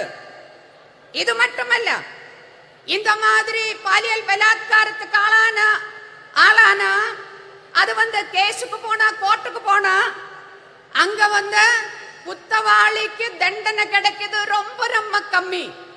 100 கேஸ் எடுத்தா அதுல 5 கேஸில் கூடி குத்தவாளியை தண்டிக்கிறது கிடையாது. அது மட்டுமா, ரொம்ப ரொம்ப இந்தியாவில் இருக்கிற பெண்கள் இன்னைக்கு போர் முகத்தில் நிற்கிற மாதிரி யுத்த സമാനമായ ഒരു സാഹചര്യത്തിലൂടെ ഇന്ത്യയിലെ സ്ത്രീകൾ കടന്നു പോകുന്നു എന്ന് പറയുന്നതിന് പ്രധാനപ്പെട്ട 2 കാരണങ്ങൾ ഇരിക്കുന്നത്. ഒന്ന്, ഇന്ത്യയിൽ நிறைய சட்டங்கள் இருக்கிறது பெண்களை காப்பாற்றுவதற்காக, பெண்களுடைய உரிமையை உறப்பு கொடுக்கிறதுக்காக, பெண்களை எல்லா விதமான கொடூரங்களிலும் காப்பாற்றுவதற்கான சட்டங்கள். அது எந்த சட்டமும் சும்மா ஏதாச்சும் இந்த நரேந்திர மோடி கொண்ட இங்க தந்தது கிடையாது. எங்களுக்கு எல்லாமே இந்தியாவிலே பெண்கள் போராடி அவங்களுடைய டெட் பாடி மேலே, அவங்களுடைய ரத்தத்தின் மேலே நின்னுதான் நிறைய சட்டங்கள் இந்தியாவினுடைய பாராளுமன்றம் பாஸ் ஆக்கியது. என்ன வருது இன்னைக்கு அந்த சட்டங்கள்? அங்கே குஜராத்தில் பில்கிஸ் பானுவினை பற்றி ഞാൻ നിങ്ങളോടെല്ലാം சொல்ல வேண்டிய அவசியம் கிடையாது. பில்கிஸ் பானுவினை அவளுடைய குடும்பத்திலே மற்ற பெண்களை கூட்ட பாலியல் பலாத்காரம் பண்ணி அவங்களை கொலை பண்ணிய அந்த கொடும் குற்றவாளிகள் அவங்களில் ஜெயிலில் இருந்தது. இந்தியா 56 ഇഞ്ചുകാരൻ പ്രധാനമന്ത്രിയുടെ തലമയിൽ 75 ആണ്ട് സ്വതന്ത്ര ദിന വിഴ നമ്മ സെലിബ്രേറ്റ് பண்ணிருக்கும்போது, இந்தியாவில ஜனங்கள் செலிப்ரேட் பண்ணிருக்கும்போது, இந்தியாவினுடைய பிரதமர் நரேந்திர மோடி செங்கோட்டையில் இருந்து பேசிட்டு இருக்கும்போது, அதே நேரத்தில் குஜராத்தில் இருந்த அந்த கொடும் குற்றவாளிகளை, ஜெயிலில் இருந்த அந்த குற்றவாளிகளை அப்படியே ஜெயில் துறந்து விட நீங்கள் எல்லாம் போயிடுங்கோ என்ன சொன்னது? சன்ஸ்காரி பிராமின், அவங்களெல்லாம் பயங்கரமான பிராமின்ஸ். பிராமணை ஜெயிலில் வச்சா கொடும் பாவம்.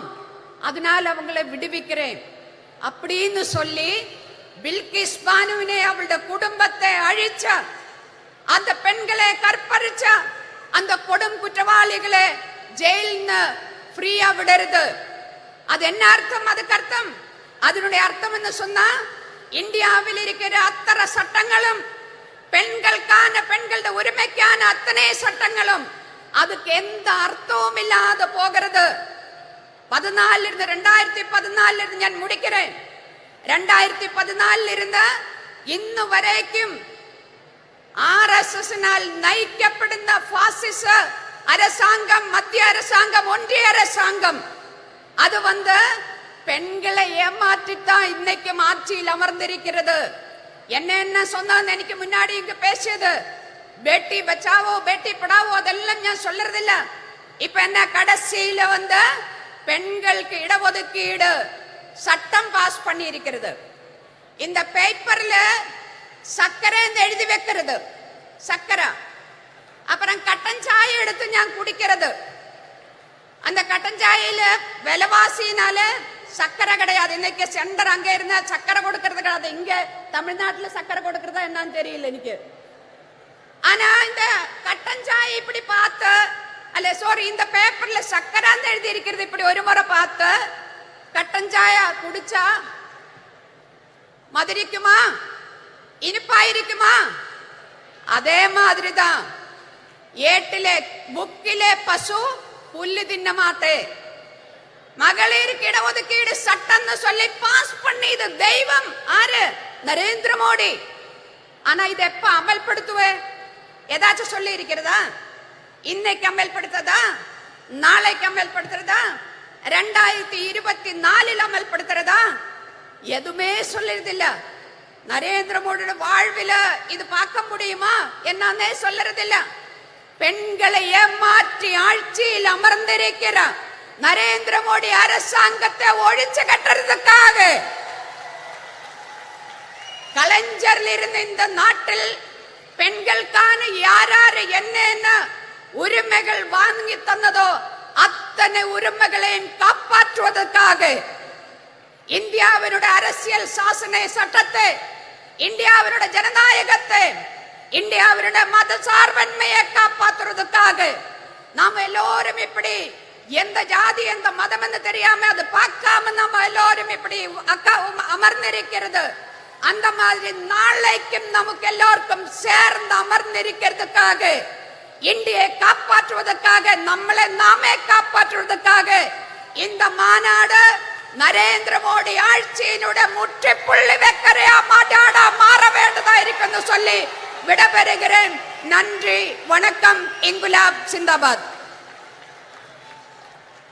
சிறப்புரையாற்றியமைக்கு நன்றி அம்மா. தேர்ந்த அரசியல்வாதியும் ஒப்பற்ற போராளியுமான தேசியவாத காங்கிரஸ் கட்சியின் செயல் தலைவர், நாடாளுமன்ற உறுப்பினர் திருமிகு சுப்ரியா சூலே அவர்களை சிறப்புரையாற்ற அன்புடன் அழைக்கிறோம்.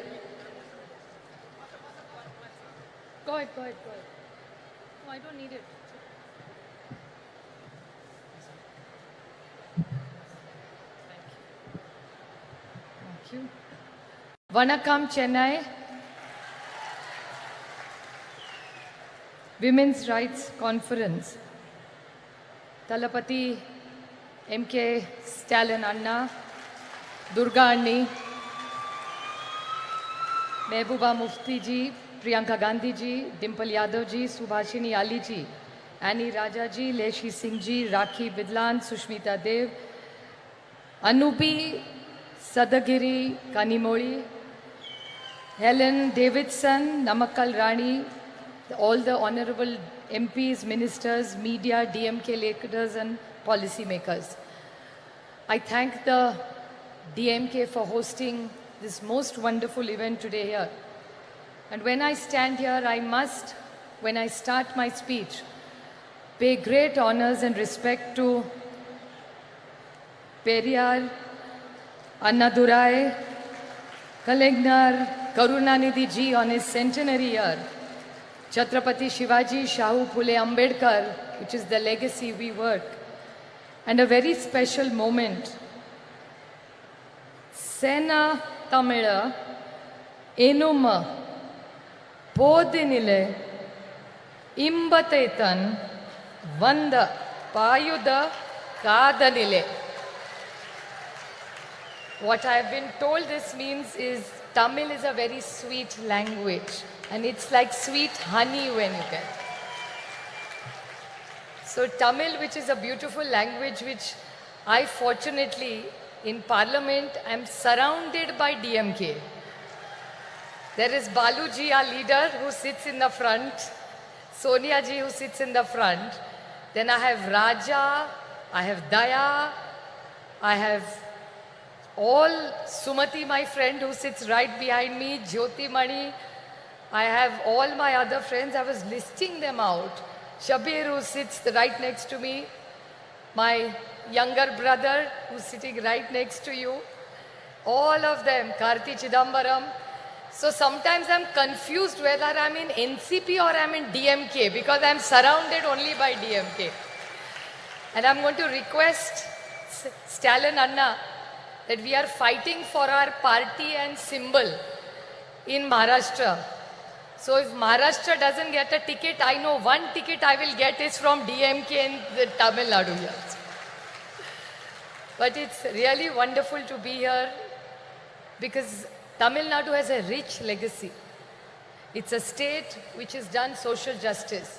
The state which I come from, of Shahu Phule Ambedkar's, you have the same rich legacy of Periyar, Annadurai, and of Karunanidhi ji.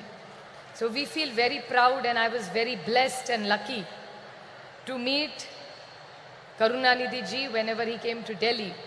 So I had the opportunity to take his blessings and learn few things, and the opportunity to work with his children who have such a big legacy of the DMK party. So it's an honor for us to be here. And the beauty of DMK and Tamil Nadu is that here I asked somebody today before coming here, what are the few things the Tamilian pride is? They said our pride is of social justice. We are proud of our language. There is no caste, no religion. It's only our language which fills us together. And I would like to tell Talapati Stalin Anna one thing. That's one thing that the entire DMK in India's parliament stands for is their proud Tamil legacy that they're proud of. Whatever issues are raised, always Honorable Balaji is always leading, be it the MBBS exam, he's always first leading and fighting with the BJP. He's always fighting, no forcing Hindi on us. We are proud Tamilians, we like our language. Hindi is welcome, English is welcome, but you cannot take the Tamil away from the Tamilians. So I think it's a very proud community with a rich legacy. And there is one most big contribution which you all have done, which Kalingar has done, is they have not only taken Tamil language ahead, but even the technical words in schools used were started by Kalingar. So there are technical language. So you have really brought it down to the basics. So you all are really proud of your language. And it's so wonderful to see that there is no caste, no religion. It's only what unites Tamil Nadu is the love for their language. So the way you are proud Tamilians, I am a proud Maharashtrian who has a lot of pride. And right now the way the invasion from Delhi, that I call Adrushya Shakti, means it's an invisible power of Delhi which is attacking the cooperative federalism of this country. The way Tamil Nadu is fighting, so are we fighting in Maharashtra, and unitedly Tamil Nadu and Maharashtra will make sure that nobody will go against our cooperative federalism and take away our rights from us. I would like to quote Kanimori ji has orchestrated this most beautiful evening and a special session for all of us. But she is lucky to have the complete great legacy since 1929. In Chengapolpet, there was Periyar who did the first women's conference of self-respect conference, which Periyar started and I think led this entire country. And I would like to compliment Talapati Stalin Anna for this most wonderful thing which his father did. And I think it's wonderful that the son takes the legacy of the Samavat Puranam, which every woman who left together And not did she just live together, the house is not in the husband's name, the house is in the woman and the wife's name. So I really compliment this for this wonderful work that they have done. And this conference is about women. I don't look at myself as a woman MP. I'm a member of parliament. But I would definitely like to put something on record which actually I would not like to call my friend Kanimoli a victim. But this time when the speeches started about the women's reservation bill, Kanimoli, which actually means sweet language, and she's exactly sweet language. So when Kanimoli stood up to give her speech in parliament, she stood up and the bullies of the Bharatiya Janata Party who claim they want to wish women, before Kanimoli started her speech, started heckling her. And I must say the entire DMK team with the entire NCP, we fought. They are 300, we are only 100. But I'm sure Sumati, Baluji, Daya, Raja, all of us who were there, Kadir, you were there, we all shot those 300 BJP men down because we felt that Kanimoli was fighting for the rights of every woman of the state. And she, in a most articulate way, put up the points of the DMK. So I really congratulate her for all the efforts that she has done. Well, Tamil Nadu and Maharashtra have a deep relationship. For me personally, Tamil Nadu is very, very special. For the reason that my youngest sister Ashwini is married to a Tamilian boy and they live in here. Kartikeyan, my brother-in-law, is born in a place called Erode. And she's more Tamilian than most Tamilians. She has the most beautiful thali that she wears. And all the women in our family now started wearing thali because of my sister who's married in Chennai. So we have a deep connection of architecture, food, saris, textile, jewelry, music, dance. So I think the rich heritage of Tamil has come to Maharashtra and we feel closer to Tamil Nadu because our daughter has been given here and she's so well treated by Tamilians. So I'm eternally grateful for Tamil Nadu to accept my Maharashtrian daughter here and teach her all the good things that the Tamilians and make her a richer and a nicer person being here. She was quite nice when she was with us, but she's become a better person after she's moved here. So we are eternally grateful to you for looking after my sister. And it's really interesting that how languages bring us together. There are two common things between Maharashtra and Tamil.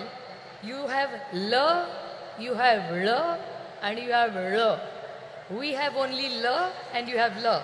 It's like Malai is mountain, Palli is school, and Kannimoli is sweet language. So it's la, la, and modi.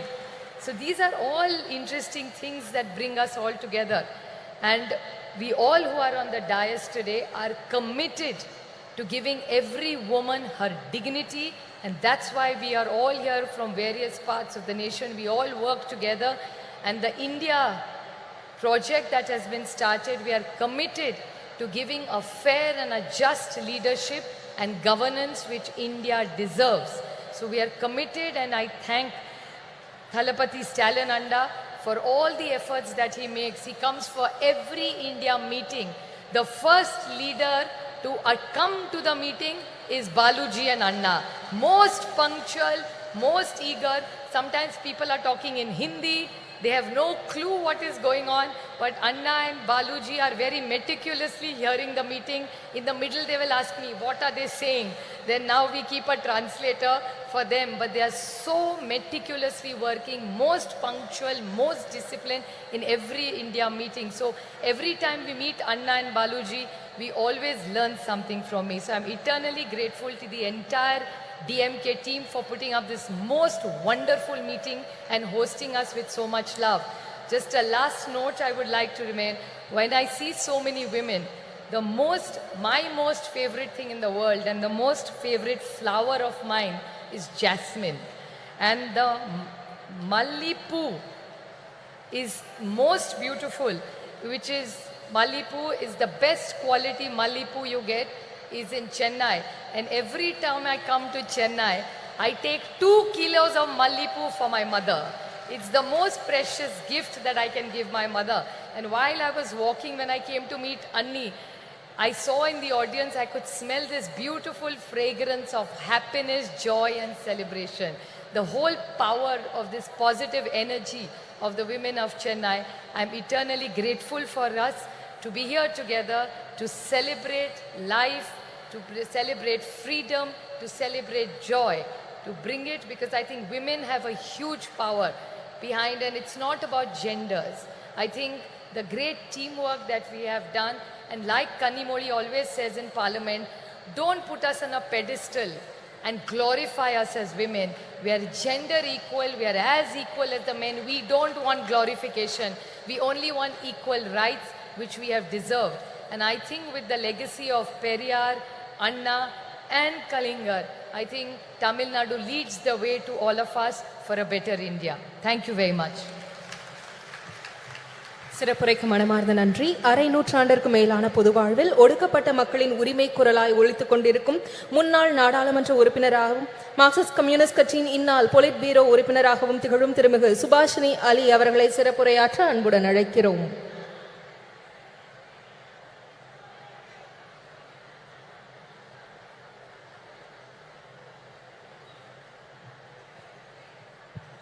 Vanakkam.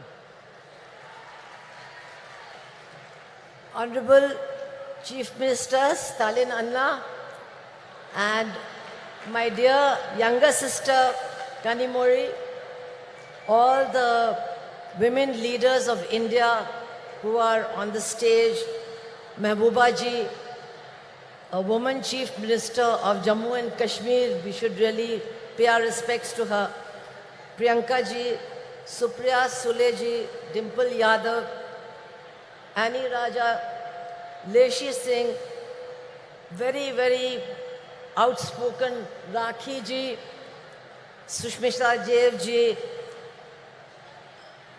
Sayogi Sahodadal, all my Annas and all my Akkas, Neriya Akka, Neriya Anna. I very proud to be here today on a very, very important occasion. Of course, today we are here to remember Kalanyar M. Karunanidhi. But today is a very important day in the history of our country. 14th October is the day that Dr. Baba Saheb Ambedkar, to escape the tyranny of the caste system and Manusmriti, converted to Buddhism. Today is the day of his conversion. So I think that it's a very appropriate occasion for this meeting.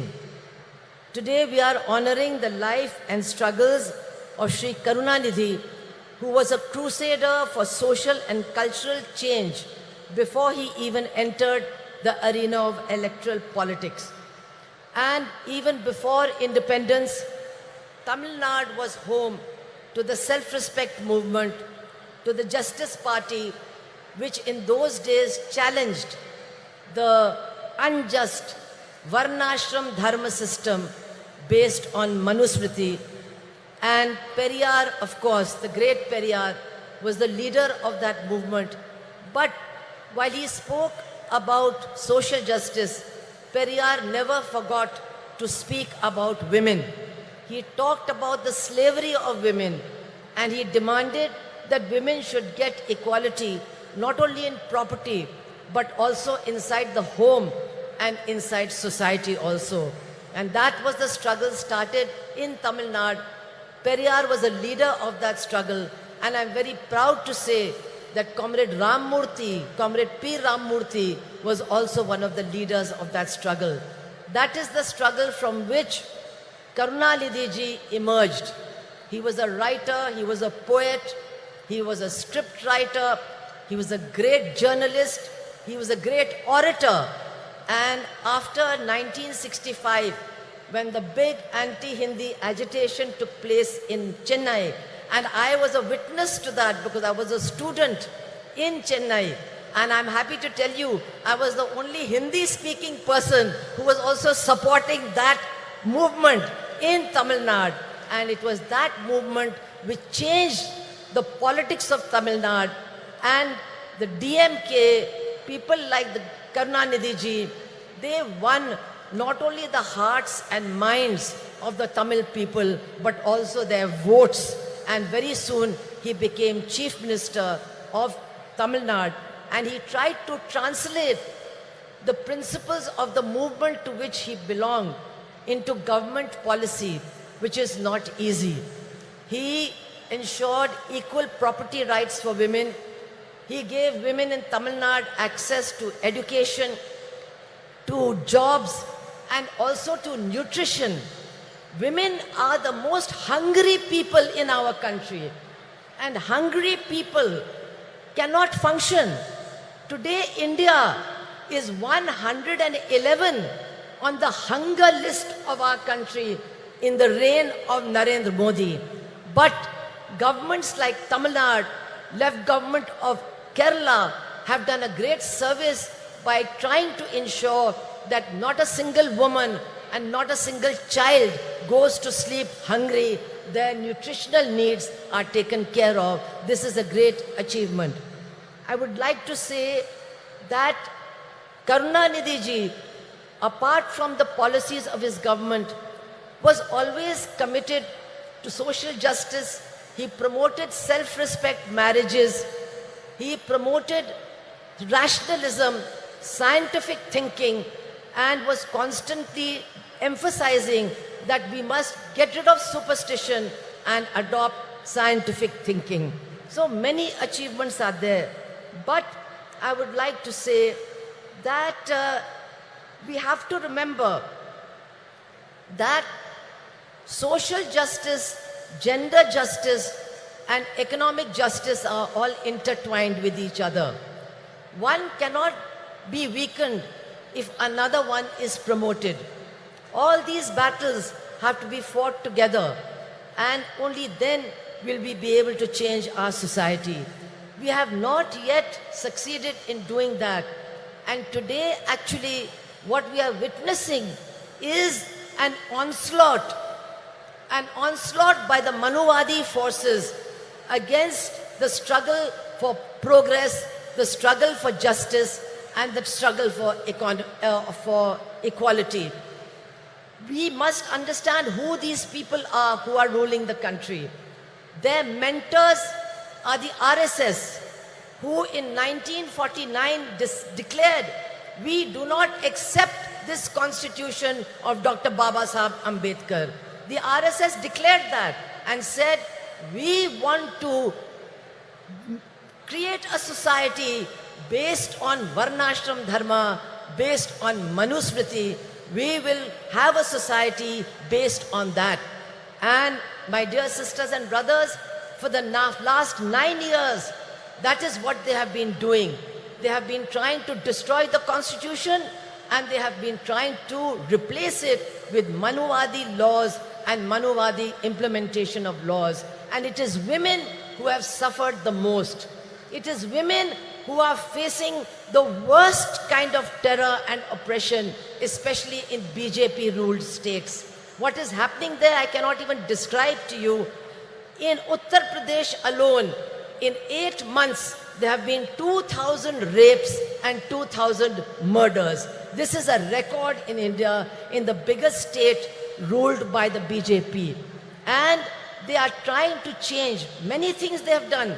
But a very dangerous thing that they are doing is they are trying to introduce a Manuvadi system of delivery of justice. What they are doing is that now the punishment will depend on the religion and the caste of the criminal and the religion and the caste of the victim. So that is why we see that on Independence Day, 15th of August, Narendra Modi's state of Gujarat releases mass murderers and mass rapists who have destroyed Balkis Banu's family, who killed her 2 children and raped her mother, raped her sister-in-law, and killed the male members of her family. They were released on the 15th of August last year. We have seen that in Hathras in Uttar Pradesh, a Dalit girl who was gang raped, she was said to be a liar. The chief minister said she was a liar. When she died, her body was taken away by the police and burnt in the middle of the night. And The 4 people who were arrested, 3 of them have been released because they belong to the same caste as the Chief Minister of Uttar Pradesh, and the judge says there was no rape. We are seeing that a wrestler, the chief of the Wrestling Federation, who has been accused by the Delhi police of being a continuous sexual offender, he is sitting in that new building of parliament, and the BJP party, the government is not ready to take any action against him in spite of the struggle of the women wrestlers. We are seeing that after what happened in Manipur, which we have never seen in our country, that women were handed over by the police to a mob. They were stripped, they were gang raped, and our Chief Minister of Manipur and the Prime Minister of India, who are running a double-engine government, they did not have one word to say about the women and their suffering. And now after 5 months, those women are still crying for justice. Nobody is there to listen to them. This is what is happening in our country as far as women are concerned. And now to try and get the women's votes, what does the BJP do? They pass the Women's Reservation Bill. It is now an act. But how do they pass it? Just like they give free gas cylinders. They give you three gas cylinders, and then they say, now you go and buy one for 1,200 rupees. This is how they implement their policies. So, Women's Reservation Act has come. But when will it be implemented? Nobody knows. Teriyada. Araka teriyada. Nobody knows. When is this Women's Reservation Act going to come? 24? Illa. 29? Illa. After that, no. I want to tell you, brothers and sisters of Tamil Nadu, to get the Women's Reservation Act implemented, you have to throw out this BJP government, otherwise it will never be implemented. And now, I want to say in the end, that change is coming. There is no doubt about it, change is coming. We can feel the winds of change. And once again, not the BJP agenda, but the agenda of social justice, economic justice, gender justice, they are emerging to occupy center stage in this battle against the BJP. And here, the alternative policies of the left front government in Kerala, the strong Dravidian movement of Tamil Nadu, they are giving strength and inspiration to this movement so that we can all combine and defeat the BJP. I would only like to appeal to all my women sisters over here, all the women over here, that yes, we are struggling for social justice, but we must remember, we must insist that social justice is not complete without gender justice, without justice for women. Social justice cannot be complete without economic justice, without justice for the poor and for the exploited workers and peasants of this country. The whole battle has to be fought together. Only then can we change the face of India. And definitely, Karunanidhi ji's memories will inspire us in this struggle.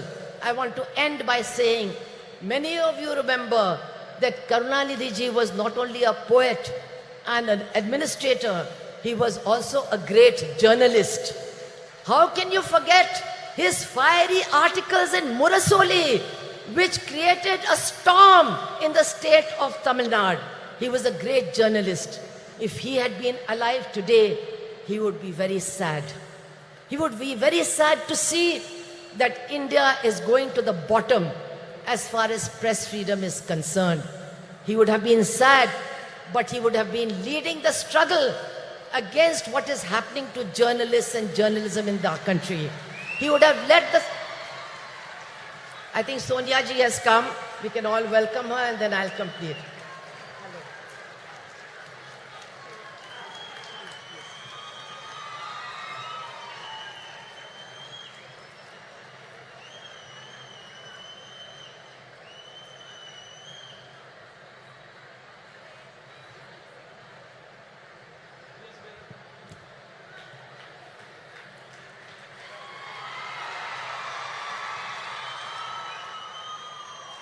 So as I said, I am going to conclude by remembering Karunanidhi ji as a journalist, his articles in Murasoli, and today he would have been very sad to see the lack of freedom of the press, to see the condition of the media, and to see the way in which media persons are being attacked.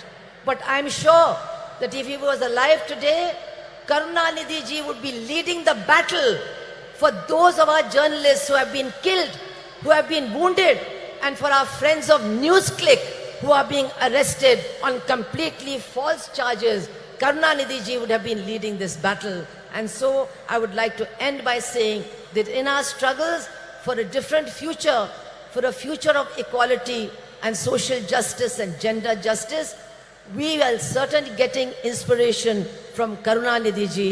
His memory is inspiring us to struggle, and his memory will inspire us to win. Thank you all very much. Inqilab Zindabad.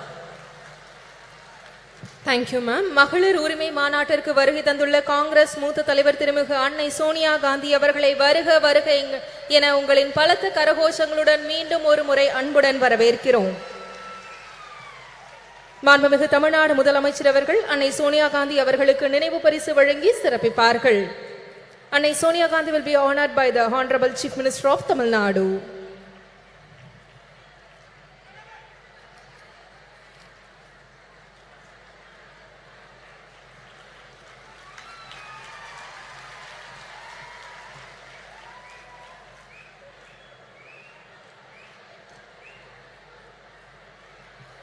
திராவிட இயக்க பாதையில் விளிம்புநிலை மக்களுக்காக சமரசமின்றி பணியாற்றி வரும் திராவிட முன்னேற்ற கழகத்தின் துணை பொதுச் செயலாளர் நாடாளுமன்ற உறுப்பினர் திருமிகு கனிமொழி கருணாநிதி அவர்களை உரையாற்ற அன்புடன் அழைக்கிறோம்.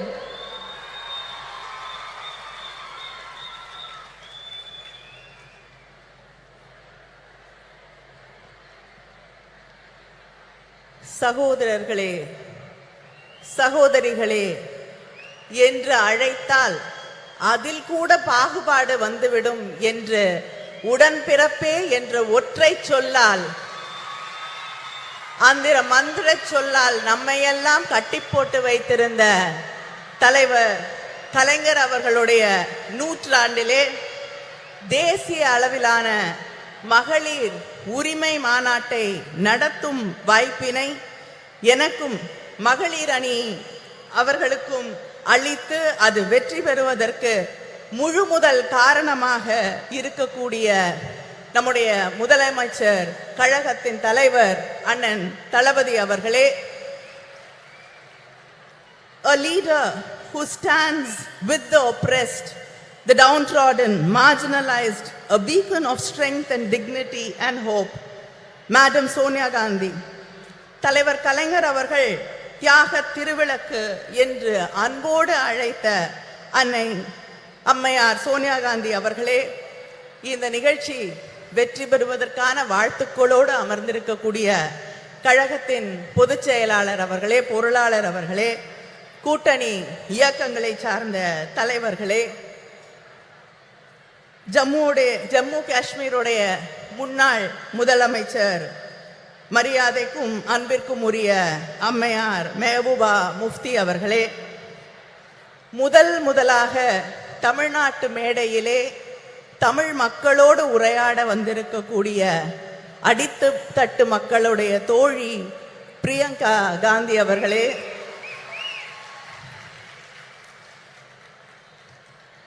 my friend and my sister,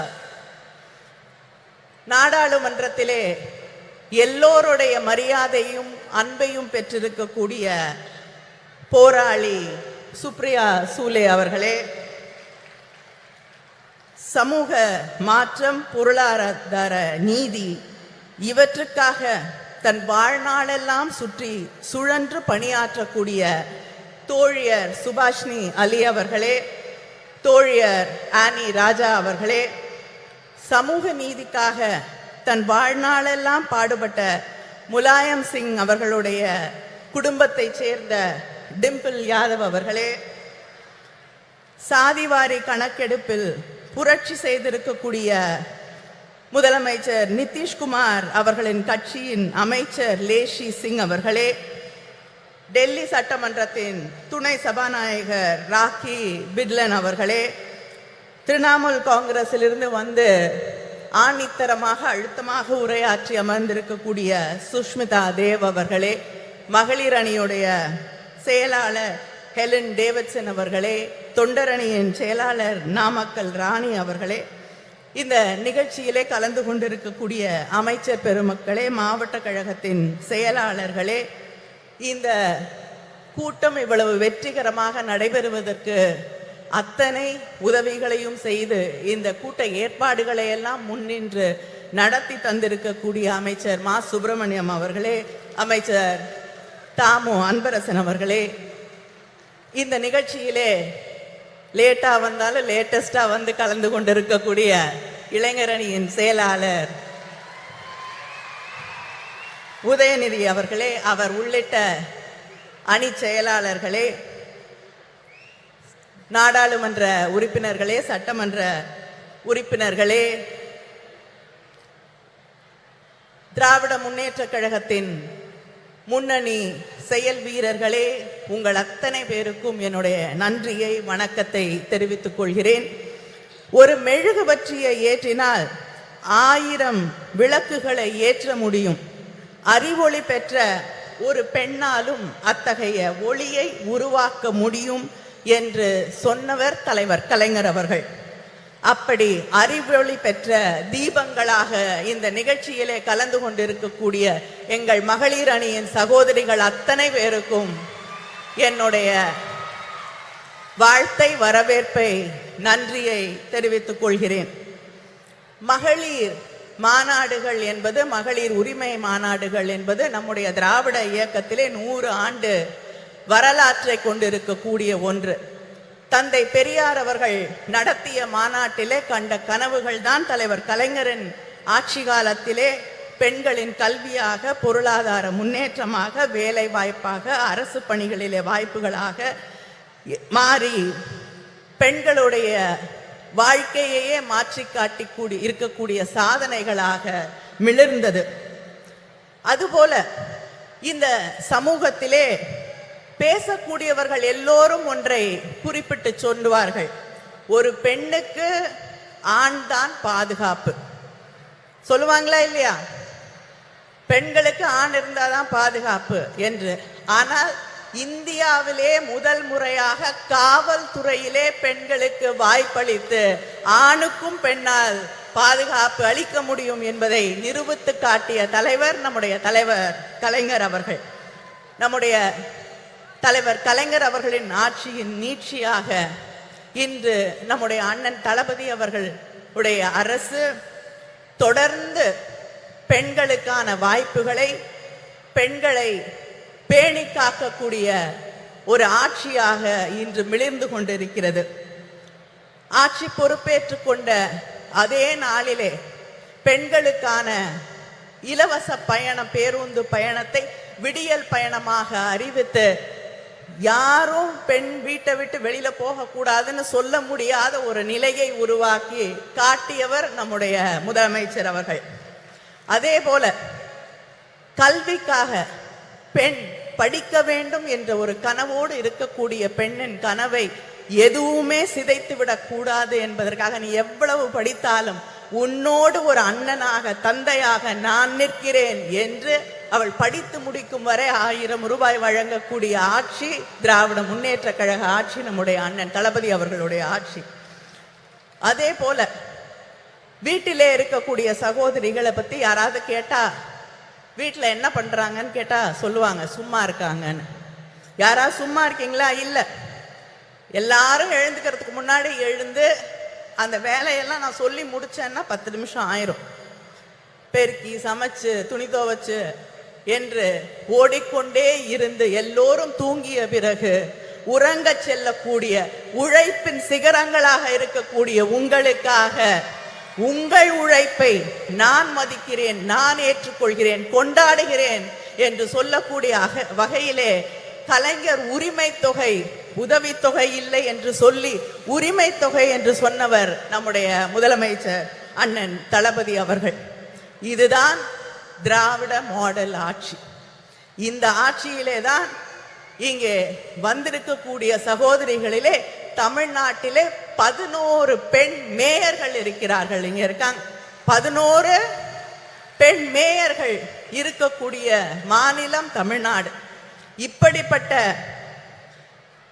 வாய்ப்புகளை எல்லாம் உருவாக்கி தந்து கொண்டிருக்கக்கூடியவர்கள் நாம். ஆனால் ஒன்றிய அரசாங்கத்திலே நம்முடைய பிரதமர் இருக்கிறார்.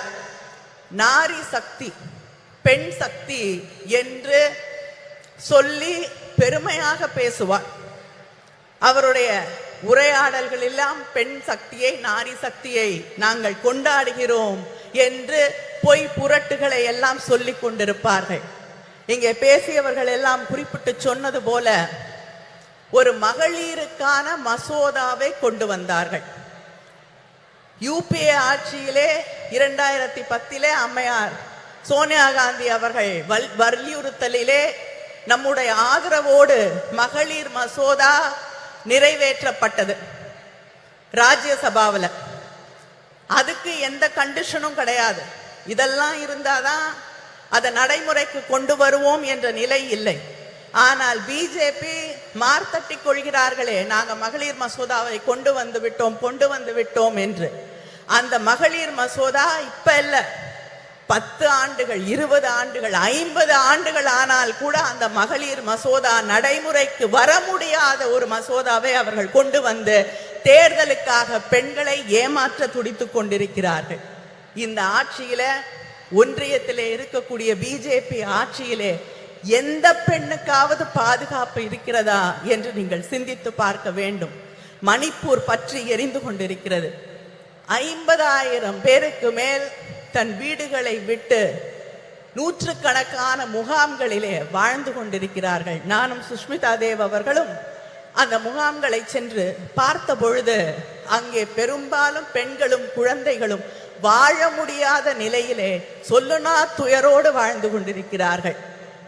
அவர்கள் இன்று வரை மாதக்கணக்கிற்கு பிறகும் இன்றும் வீட்டிற்கு போக முடியாத நிலை. இதே பிஜேபி குஜராத்திலே செய்த அட்டூழியங்களை, அநியாயங்களை, பெண்கள் எந்த அளவிற்கு பாதிக்கப்பட்டார்கள் என்பதை நாம் இன்று வரை மறந்து விட முடியாது. மத கலவரங்கள், காழ்ப்புணர்வு அரசியல், வெறுப்பு அரசியல் என்று வரும் பொழுது மிகப்பெரிய அளவிலே பாதிக்கப்படுவது பெண்கள் தான் என்பதை இங்கே இருக்கக்கூடிய சகோதரிகள் உணர்ந்து கொள்ள வேண்டும். மணிப்பூரிலே இந்த நிலை. இந்த நாட்டின் முதல் குடிமகள் என்று சொல்லக்கூடிய குடியரசுத் தலைவர் அவங்க இல்லாம அவங்களை அழைக்க கூடாது என்ற அந்த நிலைப்பாட்டோடு பெண், ஒடுக்கப்பட்ட சமூகத்தை சேர்ந்த ஒரு பெண் என்ற ஒரே காரணத்திற்காக அந்த அம்மையார் கோயிலுக்குள்ள போக முடியாது, பாராளுமன்றத்திற்கு வர முடியாது என்று அவமானப்படுத்தப்படக்கூடிய ஒரு நிலை இந்த நாட்டினே முதல் குடிமகளுக்கு நடந்து கொண்டிருக்கிறது என்பதை நாம் மறந்துவிட முடியாது. அதே போல பக்கத்திலே பாண்டிச்சேரியில பிஜேபி கூட்டணியிலே இருக்கக்கூடிய ஒரு அரசாங்கத்திலே ஒரு அமைச்சர், பெண் அமைச்சர் ராஜினாமா கடிதம் கொடுக்க வேண்டிய நிலைக்கு தள்ளப்பட்டிருக்கிறார். அந்த ராஜினாமா கடிதத்திலே அவர் குறிப்பிட்டு சொல்லுகிறார், நான் ஒரு பெண், ஒரு தலித் என்பதால் இன்று இந்த நிலைக்கு ஆளாக்கப்பட்டிருக்கிறேன், ராஜினாமா செய்ய வற்புறுத்தப்பட்டிருக்கிறேன், எனக்கு வேறு வழி இல்லை என்று ஒரு அமைச்சர் சொல்லக்கூடிய நிலை. அதே போல டெல்லியிலே விளையாட்டு வீராங்கனைகள் தங்களுடைய நியாயத்திற்காக மாதக்கணக்கிலே போராடினார்கள். இந்த ஆட்சியிலே அவர்களுக்கு நியாயம் கிடைத்ததா? இல்லை. இப்படி யாருக்குமே, அது குடியரசுத் தலைவராக இருக்கட்டும், வீராங்கனைகளாக இருக்கட்டும், அமைச்சர்களாக இருக்கட்டும், சாதாரண சாமானிய வீட்டு பெண்களாக இருக்கட்டும், யாருக்குமே பாதுகாப்பில்லை, நியாயம் இல்லை என்று இருக்கக்கூடிய ஒரு நிலையைத்தான் மத்தியிலே, ஒன்றியத்திலே இருக்கக்கூடிய பிஜேபி ஆட்சி உருவாக்கி தந்திருக்கிறது. இந்த நிலை இந்த நாட்டிலே நீடிக்க வேண்டுமா? நீடித்தால் பெண்களுக்கு பாதுகாப்பு இருக்கிறதா என்பதை நீங்கள் சிந்தித்து பார்க்க வேண்டும். வேலை வாய்ப்பு நம்முடைய ஆட்சி தமிழ்நாட்டில் இன்னைக்கு இந்தியாவிலே அதிகமாக பெண்கள் வேலைக்கு போகக்கூடிய பெண்கள் இருக்கக்கூடிய 43% பெண்கள் வேலைக்கு போகக்கூடிய வாய்ப்பை பெற்றிருக்கக்கூடிய மாநிலமாக நாம் பெருமையாக பேசக்கூடிய நிலை இருக்கிறது. ஆனால் இந்த நாட்டிலே பிஜேபி ஆட்சியில முதல்ல 2016-17 15% பெண்கள் வேலைக்கு போகக்கூடிய வாய்ப்பு இருந்தது. ஆனால் இன்று அது 8% இந்த பிஜேபி ஆட்சியிலே அது குறைந்திருக்கிறது. கல்வி இல்லை, எதிர்காலம் இல்லை, பாதுகாப்பு இல்லை என்ற நிலையைத்தான் இவர்கள் இந்த நாட்டிலே இருக்கக்கூடிய பெண்களுக்காக உருவாக்கி தந்திருக்கிறார்கள் என்பதை நாம் புரிந்து கொள்ள வேண்டும். சரிசமமாக தேர்தல் களத்திலே வாக்களிக்க கூடியவர்களாக பெண்கள் இருக்கிறார்கள். 50% வாக்குகள் பெண்களிடமிருந்து வருகிறது.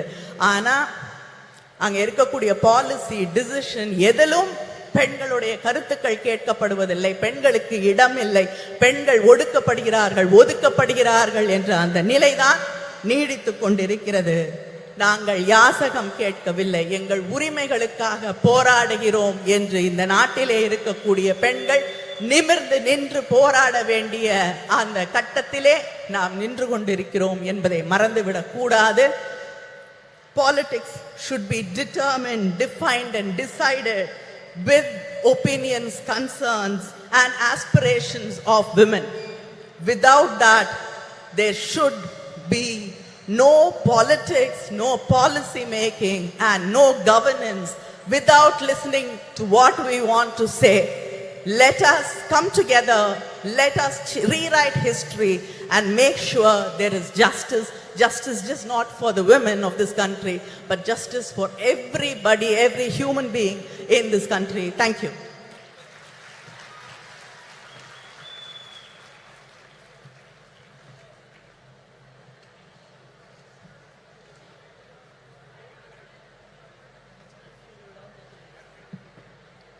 சிறப்புரைக்கு மனமார்ந்த நன்றி. இந்தியாவின் எந்த மூலையில் அநீதி இழைக்கப்பட்டாலும் அதற்கு எதிராக குரல் கொடுப்பவர், ஒடுக்கப்பட்ட மக்களின் உரிமைகள் பறிக்கப்படும் போது களத்தில் நின்று போராடுபவர். இந்திய தேசிய காங்கிரஸ் கட்சியின் பொதுச் செயலாளர் திருமிகு பிரியங்கா காந்தி வத்ரா அவர்களை சிறப்புரையாற்ற அன்புடன் அழைக்கிறோம். முதன்முறையாக தமிழ்நாட்டின் மேடையில் திருமிகு பிரியங்கா காந்தி வத்ரா அவர்கள்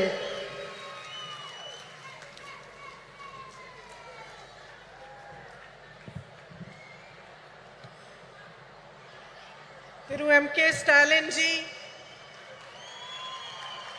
Srimati Sonia Gandhi ji, Tirumati Kanimodi Karunanidhi ji, Srimati Mehbooba Mufti ji, Srimati Subhasini Ali ji, Srimati Supriya Sule ji, Srimati Leshi Singh ji, Srimati Ani Raja ji, Srimati Rakhi Bidlan ji, Srimati Dimple Yadav ji, Sushmita Dev ji. It is an honor for me to be here today to commemorate the 100th birthday of Thiru K. Karunanidhi and share the stage on this special meeting for women with all of you. 32 years ago, on the darkest night of my life, I first set foot on this land of Tamil Nadu. I was here to collect my father's shattered body. I was 19 years old and my mother was just a few years younger than I am today. As the door of the plane opened, the night grabbed us and drew us in. But I was not afraid of it, because the worst thing I could have imagined had already happened. A few hours earlier, my father had been killed. I had walked towards my mother that night, knowing that the words I was to speak would break her heart. Yet I spoke them, and I watched as the light of happiness was extinguished from her eyes forever. We walked down the stairs of the plane onto the tarmac of Minambakam Airport Terminal, shocked and alone. Then suddenly, as if sent by the embarrassed gods who had failed us, a crowd of women dressed in blue saris surrounded us. They were ladies who worked at the airport. They held my mother in their arms and cried inconsolably with her as if they were all my mothers, as if they too had lost their beloved. In those shared tears, a bond formed between me, between my heart and the women of Tamil Nadu that I can neither explain nor ever erase. Ningal Daniyen Thai, Ningal Daniyen Sahodari, இங்கே உங்களுடன் இருப்பதை நான் பெருமையாக கருதுகிறேன். இன்று நான் நம் அன்னை வரை பற்றி பேசப் போகிறேன். இந்திய நாட்டின் பெண்களை பற்றி பேசப் போகிறேன். I am here to remind you that we are the strength of this proud and beautiful nation, which is our motherland.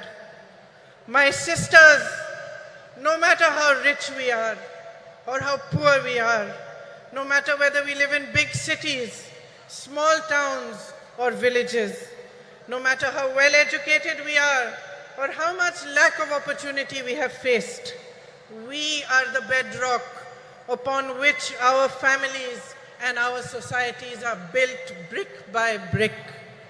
We are the ones that carry the weight of our society on our shoulders. We do this with grace and courage.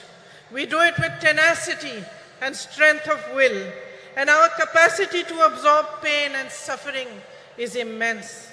We are proud of these qualities which have been passed on in our bones through generations and generations of oppression. But my sisters, I am here to remind you that we are more than this. We are greater than our ability to bear suffering. We are the ones that nurture and hold, that give to our children and to all those around us unfailingly. We are the ones who teach courage, the ones who teach love. It is us who understand forgiveness and us who know how to fight fearlessly in the face of adversity. We are the workforce powering our nation forward, and we are the millions of young women aspiring towards a better future. We know how to rise from the darkest night to claim a new dawn. We have a light within each one of us that is capable of shining brighter than the sun, but that light has never been allowed the freedom and joy to shine in its fullness. It was almost 100 years ago that Tandai Periyar asked, "Peniyen, adimai aanal?" Why were women enslaved? Then he answered this question in a series of revolutionary essays in which he wrote about the economic and social enslavement of women. It was he who laid the foundation for the empowerment of women in Tamil Nadu, which Thiru Annadurai and Thiru Karunanidhi carried forward. My sisters, this empowered you, the women of Tamil Nadu, to show the way of emancipation and progress to the rest of India. Yet across our nation, beneath the surface of progress, we are still struggling with the harsh reality of an entrenched patriarchy that ensures the systemic oppression of women. In fact, almost a century after Tandai Periyar's essays were published, that same question looms large before us. Peniyen, adimayai irekiral. Why are women still enslaved? And although I do not have the stature, nor the experience, and the wisdom of Tandai Periyar, my answer is this. I am a woman. We have been taught generation after generation after generation to cede our power to others. We have been taught to talk softly. We have been taught to step aside, to be ashamed of honoring our essence, to take care of everyone else before we show compassion towards ourselves. And unfortunately, my sisters, we have learned these lessons only too well. So well that we have continued to pass them down. We have learned to define ourselves through the eyes of the hierarchy that was instilled in us. And by doing so, we have allowed and enabled our own oppression. We ourselves have forgotten that the root of discrimination of any kind, whether it is based on color, creed, caste, or gender, is an inability to honor the truth that equality and personal dignity are neither a privilege nor a gift, but a natural endowment of life. Today, there is much talk about empowerment, as every political party begins to realize that women can become a formidable collective force that shapes our nation's future. But they still look towards us with greed. Greed for votes and the greed to capture our power and use it to keep us down. On your behalf today, my sisters, I demand more. I demand that we own our power. On your behalf, I demand the immediate implementation of the Women's Reservation Bill. We, the women of India, have no more time to waste. It is our right to be counted in the political process.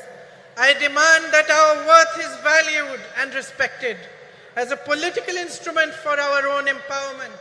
I demand that we put an end to the glorification of our tolerance for injustices which are committed against us day after day after day.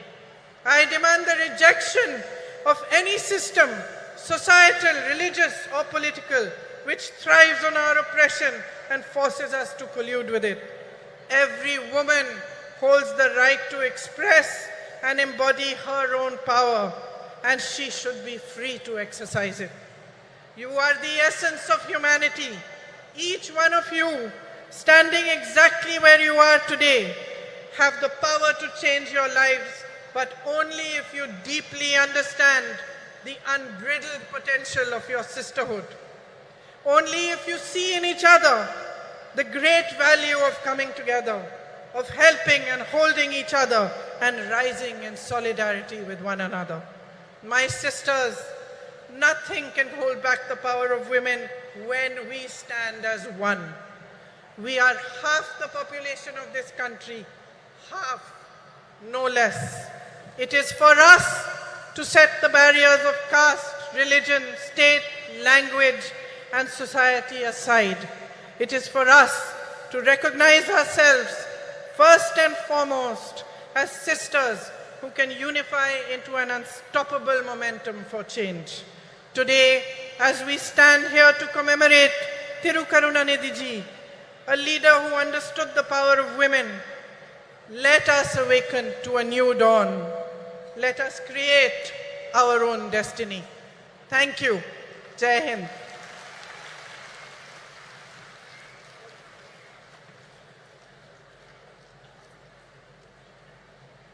முதன்முறையாக தமிழ்நாட்டின் மேடையில் தமிழிலும் இணைந்து சிறப்புரையாற்றியமைக்கு மனமார்ந்த நன்றியினை தெரிவித்துக் கொள்கிறோம்.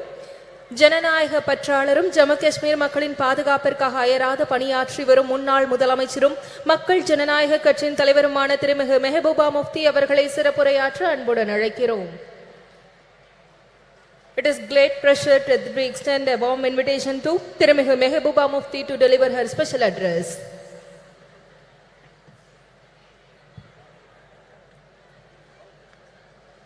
Respected Sonia Gandhi ji, Dalapati M.K. Stalin, Honorable Chief Minister of Tamil Nadu, Kanamozi Karunanidhi ji, Priyanka Gandhi ji, Supriya Sole ji, Dimple Yadav ji, Subhasini Ali ji, Annie Raja ji, Miss Lesh Singh ji, Miss Rakhi Bidlan ji, and Miss Sushmita Dev ji, and all my brothers and sisters. I don't know whether I should call Akka and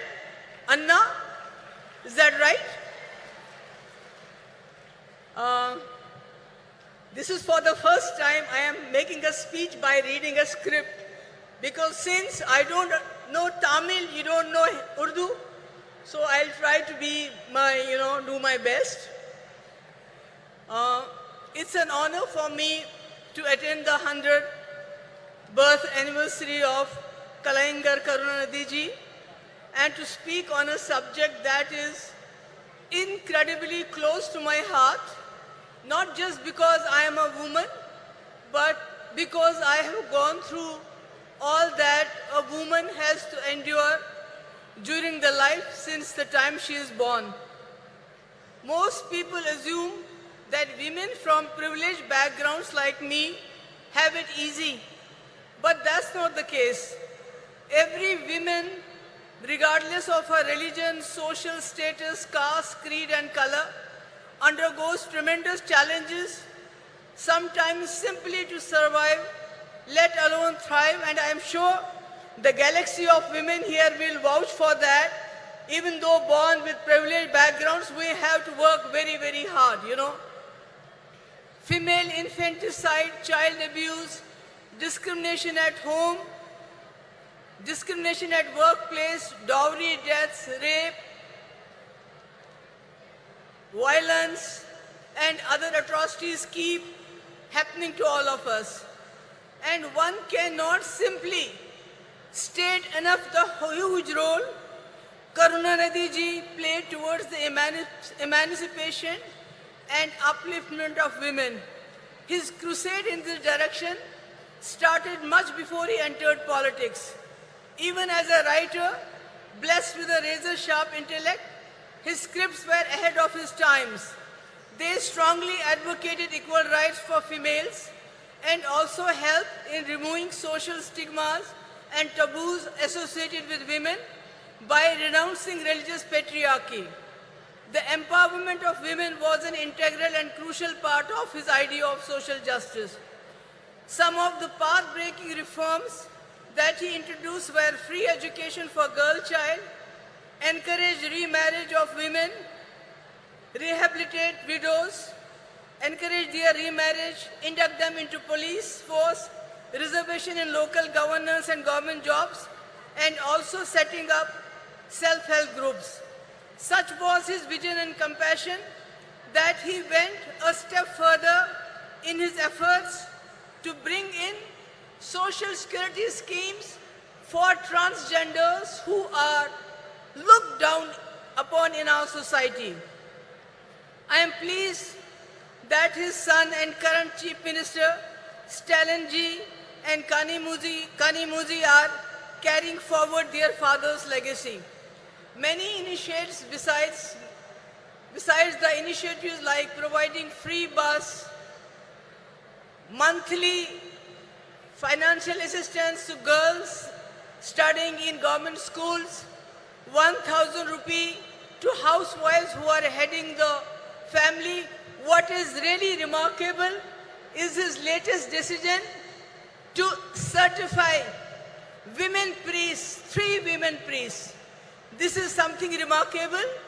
It is happening at a time when women are not allowed to enter religious places, whether they are Hindus or Muslims or whatever. This is really admirable and I salute for this to you. And as far as I am concerned, I was Chief Minister just for 3 years and I tried to bring in certain schemes for the girls. One was providing exclusive buses to the women, not free, but exclusive. But women had a sigh of relief because I know and these women know what we have to go through when we travel by public transport. I think we all know what happens to us. So the women were relieved.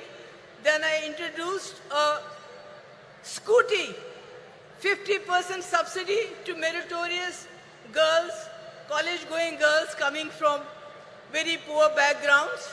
And today when I see the young ladies on the scooty going with their fathers sitting behind them, their brothers sitting behind them, I mean, it brings a smile, which is a very difficult thing in Jammu and Kashmir.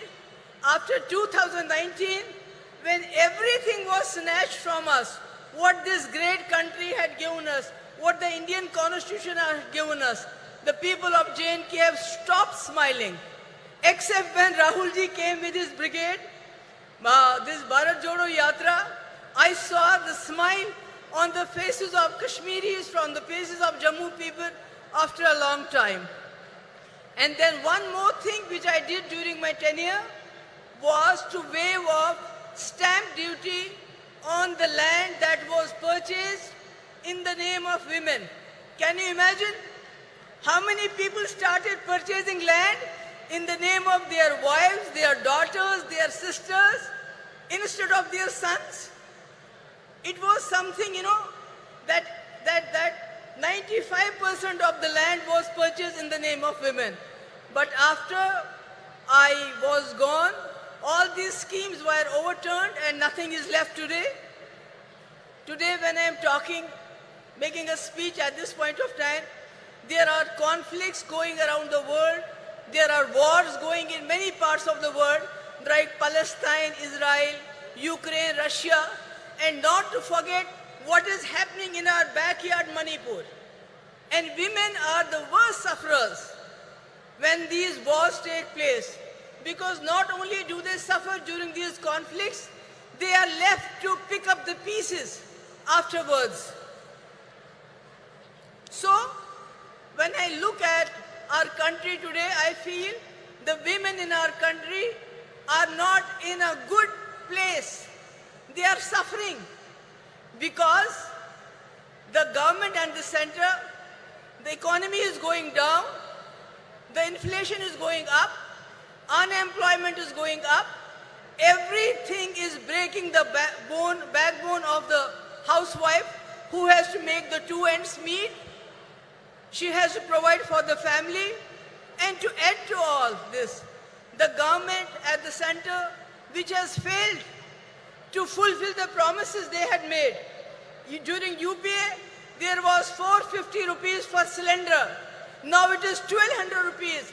Petrol has gone 100 rupees above. Who is suffering the most? The housewife. And to add to all of this, the present government, the Modi government, is trying to divert the attention from all these problems by their sinister design of injecting hatred, venom into the society through the youngsters of the poorest of poor. These poor boys are encouraged. They are provoked to lynch the people of other communities. They are garlanded. The people, the sons, the daughters of the ruling party are studying good education in and abroad. They are having good jobs, lucrative jobs. They are getting good contracts. And if they don't have a job, then they go and head the sports bodies of our country. But what about the poor children? They are pushed into implementing their sinister agenda of divide between Hindus and Muslims. And this is really tearing apart our society. And again, it has a very, very drastic effect on the women folk. Because any person who commits a crime, he is a criminal. Whether he goes to jail or not, so they are criminalizing the whole society at this point of time.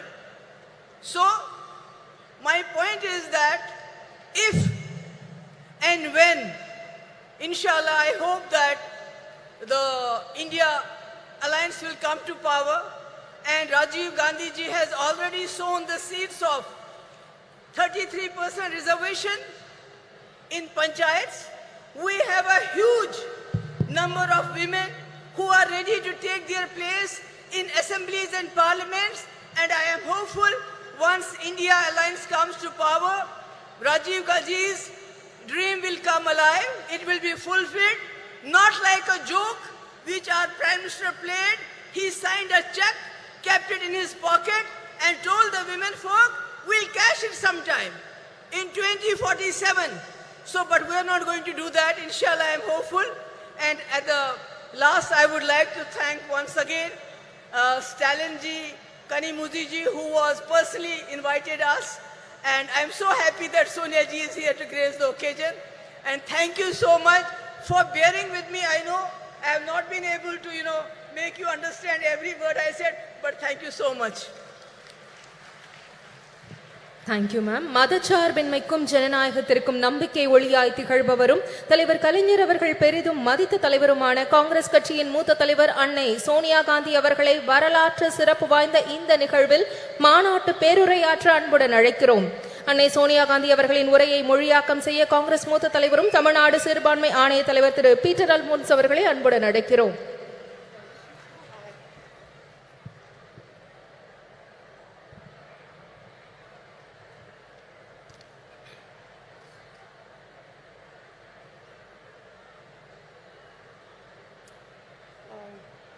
I think it's too high, no? No. Leave it.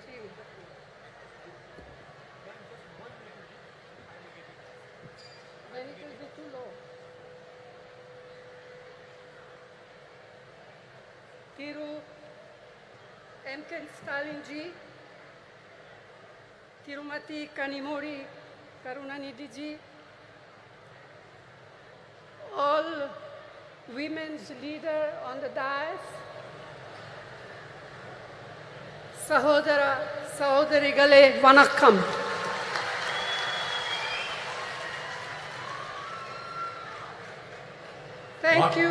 Thank you, Chief Minister of Tamil Nadu, Thiru M. K. Stalin, for inviting me to this Women's Rights Conference.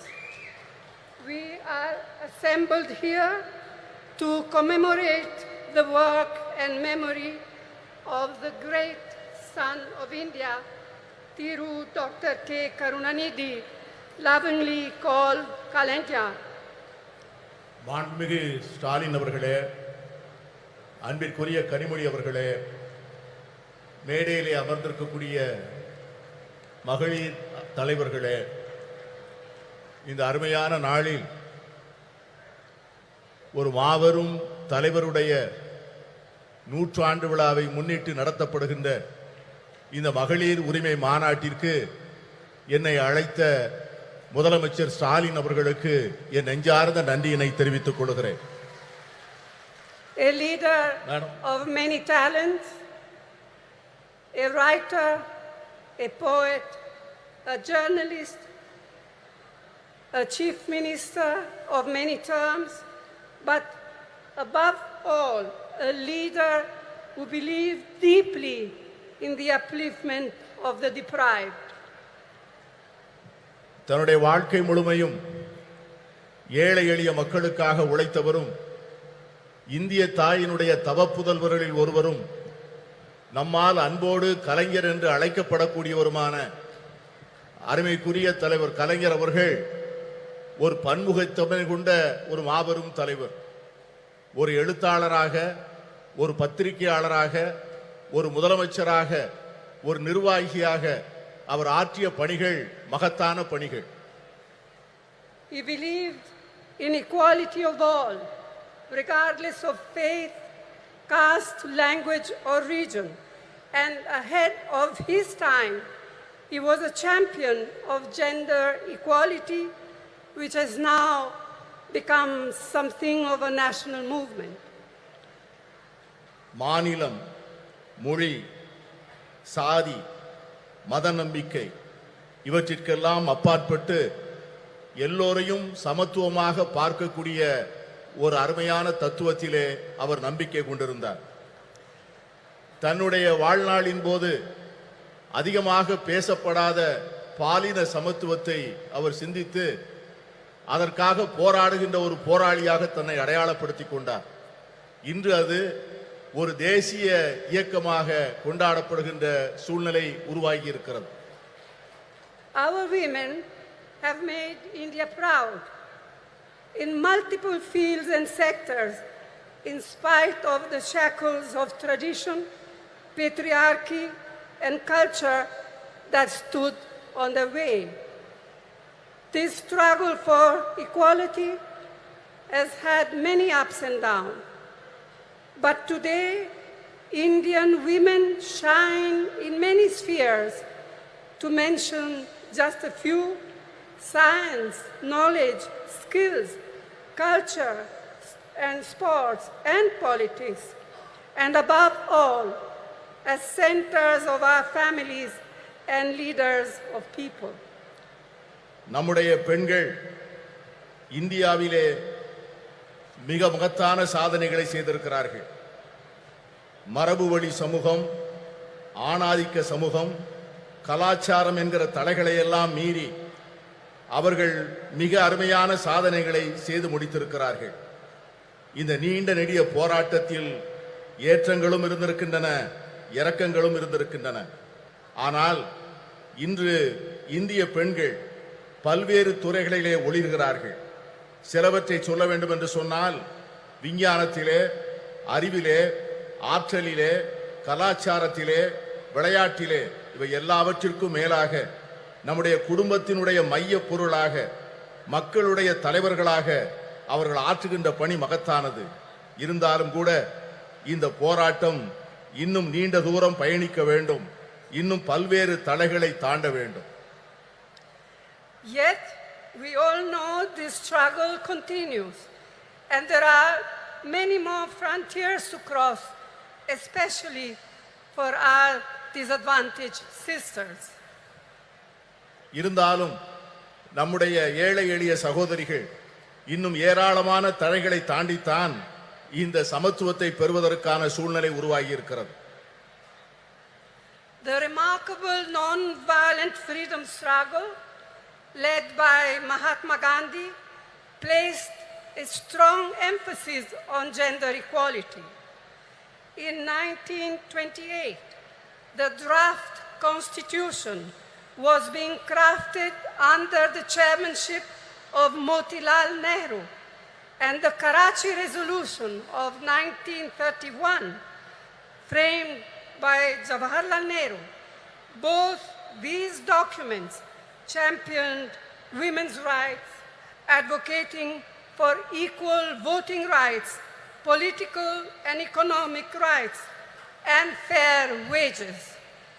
They laid the foundation for women to play an equal role in our nation's building.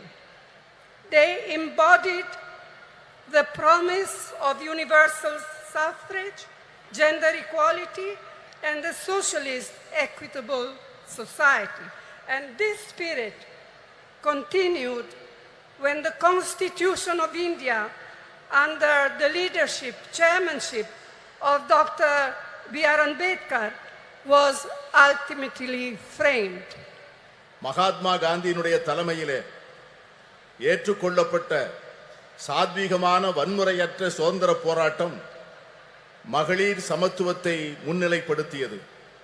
1928 அரசியல் சாசன சட்ட வரைவு மோதிலால் நேரு அவர்கள் தலைமையிலான குழு தயார் செய்து அந்த அறிக்கையை சமர்ப்பித்தது. அதற்கு பிறகு கராச்சியிலே நடந்த அகில இந்திய காங்கிரஸ் மாநாட்டில் இந்த தேசத்தினுடைய முதல் பிரதமர் ஜவஹர்லால் நேரு அவர்கள் கராச்சி தீர்மானம் என்கிற பெயரிலே வடிவமைக்கப்பட்ட தீர்மானங்கள், இந்த இரண்டு ஆவணங்களும் பெண்களுடைய உரிமைகளை கொண்டாடுவதிலும் அவர்களுக்கு வாக்குரிமை அளிப்பதிலே சமத்துவம் வழங்கப்பட வேண்டும் என்பதையும், பொருளாதாரத்திலும் அரசியலிலும் செயல்பாடுகளிலே அவர்களுக்கு சரியான பங்கு தரப்பட வேண்டும் என்பதையும் வலியுறுத்தியது. இந்த இரண்டு ஆவணங்களும் அந்த அடிப்படையில் தான் நம்முடைய பெண்கள் ஒரு மிகப்பெரிய ஒரு சமூக மாற்றத்திற்கான முன்னெடுப்பை நோக்கி பார்க்க ஆரம்பித்தார்கள். இதைத்தான் எல்லோருக்குமான வாக்குரிமை, பாலின சமத்துவம், சோசலிச அறம் சார்ந்த சமூகம், இவைகளெல்லாம் அந்த இரண்டு ஆவணங்களில் சொல்லப்பட்ட அந்த விஷயங்கள் தான் பாபா சாஹேப் டாக்டர் அம்பேத்கர் அவர்கள் இந்திய அரசியல் சாசன சட்டத்தினை வரையறுக்கின்ற போது இந்த தத்துவங்களை உள்ளாங்கி அதை மேலெடுத்து செல்லக்கூடிய சூழ்நிலை ஏற்பட்டது. Who can forget what our first Prime Minister, Jawaharlal Nehru, once said, I quote, "If you educate a man, you educate one individual. However, if you educate a woman, you educate a whole family. Women empowered means India empowered, unquote. ஒரு பெண்ணை நீ படிக்க வைத்தால், ஒரு ஆணை நீ படிக்க வைத்தால், ஒரு தனி நபரை மட்டும் படிக்க வைக்கிறாய். ஆனால் ஒரு பெண்ணுக்கு கல்வி கற்றுக் கொடுத்தால் ஒரு குடும்பத்திற்கே கல்வி கற்றுத் தரப்படுகிறது. மகளிரை அதிகாரப்படுத்தினால் இந்தியாவை அதிகாரப்படுத்துகிறோம் என்கிற ஜவஹர்லால் நேரு அவர்களுடைய வார்த்தைகளை யார் மறக்க முடியும்? And we cannot ever forget the inspiring role Indira Amma in showing how a woman can lead with strength, ability and leadership, combined with a deep sensitivity to the abolition of poverty. அன்னை இந்திரா காந்தி அவர்கள் காண்பித்த தலைமைத்துவம், அவர்கள் காண்பித்த ஆற்றல், அவர்கள் காட்டிய வழிகாட்டுதல் ஒரு பெண் எப்படி தலைமையேற்று செயல்பட முடியும் என்பதற்கான மிகப்பெரிய எடுத்துக்காட்டு. ஏழை எளிய மக்களுக்கான நல்வாழ்வை அளிப்பதற்கும் வறுமையை ஒழிக்க வேண்டும் என்கிற அர்ப்பணிப்போடும் அவர்கள் ஆற்றிய பணியை யாரும் மறக்க முடியாது. Rajiv ji, as we all know, brought in the historic 33% reservation for women in Panchayati Raj and local self-governments. This spurred an entirely new phenomenon of women entering roles of leadership at the grassroots level. அமர ராஜீவ் காந்தி அவர்கள் வரலாற்று புகழ்மிக்க 33 விழுக்காடு இடஒதுக்கீட்டை பெண்களுக்காக பஞ்சாயத்து ராஜ் சட்டத்திலும் உள்ளூர் ஆட்சி அமைப்புகளிலும் கொண்டு வந்தார். அந்த சட்ட திருத்தமானது சமூகத்தினுடைய அடித்தளத்திலே ஒரு மிகப்பெரிய மாற்றத்தை ஏற்படுத்தி பெண்களுக்கு தலைமை பொறுப்புகளை அளித்து ஒரு பெரிய சமூக புரட்சிக்கு வித்திடுகின்ற மிகப்பெரிய திட்டமாக அது அமைந்தது. It was a vital stepping stone towards the reservation on a similar 1/3 of seats in the Lok Sabha, which the Indian National Congress has pioneered in parliament and outside. Rajiv Gandhi அவர்கள் ஏற்படுத்தி கொடுத்த 33 விழுக்காடு இடஒதுக்கீடு தான் இன்று பாராளுமன்றத்திலே மகளிருக்கு 33 விழுக்காடு இடம் ஒதுக்கப்பட வேண்டும் என்கிற சட்டத்தினுடைய முன்னெடுப்பாக அமைந்தது. இந்த சட்டத்தை நிறைவேற்றுவதற்காக இந்திய தேசிய காங்கிரஸ் கட்சி பாராளுமன்றத்திற்குள்ளே பல முயற்சிகளை மேற்கொண்டது. The Women Reservation Bill introduced by the UPA, by UPA 2, was passed by the Rajya Sabha, but a lack of consensus prevented it from being passed in the Lok Sabha. Now, the Women's Reservation Bill has finally been passed due to our relentless persistence, all of us, not just Congress, our relentless persistence and effort. But as we all know, it has still a long way to come. And as Mehbooba ji said, and as many of us, Member of Parliament, said in our intervention in Parliament, when is the bill now going to be implemented? In 1 year, in 2 years, in 3 years? We have no idea. Yes, I can see that some of you men are happy, but we are not. We women are not. And we are going to fight for it till we eventually get there, whether you men like it or not. மகளிர் இடஒதுக்கீட்டுக்கான சட்டம் ஐக்கிய முற்போக்கு கூட்டணி அரசால் 2010 March மாதம் 9ஆம் தேதி மாநிலங்களவையிலே நிறைவேற்றப்பட்டது. ஆனால் மக்களவையிலே ஒரு கருத்தொற்றுமையை உருவாக்க முடியாத காரணத்தினால் அந்த சட்டத்தினை நிறைவேற்ற முடியவில்லை. இப்பொழுது இந்த சட்டம் நிறைவேறியிருக்கிறது என்று சொன்னாலும் கூட இந்த சட்டத்திற்காக நாம் எடுத்துக்கொண்ட முயற்சிகளும் நாம் கொடுத்த அழுத்தங்களும் அதிகம். இங்கே பேசிய பல்வேறு உறுப்பினர்கள் பேசியது போல இந்த சட்டம் என்றைக்கு நடைமுறைக்கு வரும், என்று அமுல்படுத்தப்படும் என்கிற ஒரு தெளிவே இல்லாத ஒரு சூழ்நிலையிலே இந்த ஆண்டா அடுத்த ஆண்டா இன்னும் சில ஆண்டுகள் கழித்தா என்கிற ஒரு நிரந்தரமற்ற தன்மையிலே இந்த சட்டம் உருவாக்கி இருப்பது நாளை வருகின்ற இந்தியா கூட்டணி வந்துதான் இந்த சட்டத்தை நிறைவேற்றி தர வேண்டிய சூழ்நிலையை உருவாக்கும் என்கிற எண்ணத்தை தருகிறது. I'm glad to be able to say here today that the government of Tamil Nadu under Thiru Annadurai and then Thiru Karunanidhi laid the foundations of incredible changes in status and opportunity for women. Today, Tamil Nadu stands as a beacon of women's equality and women's development.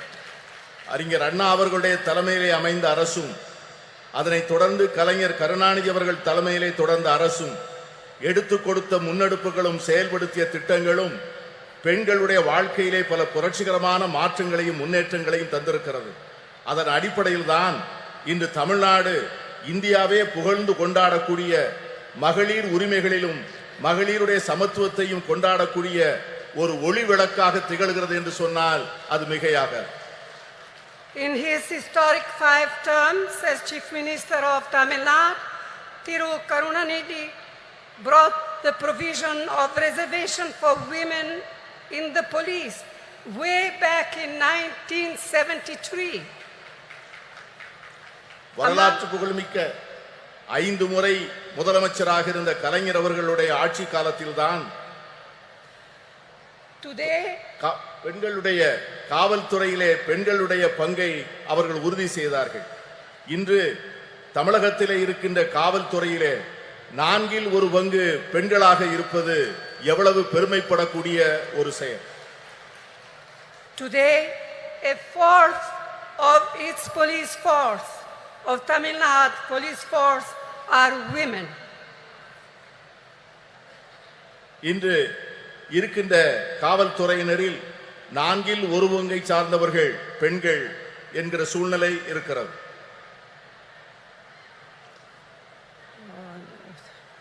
Another very important initiative brought in by Karunanidhi was the reservation for women in government positions.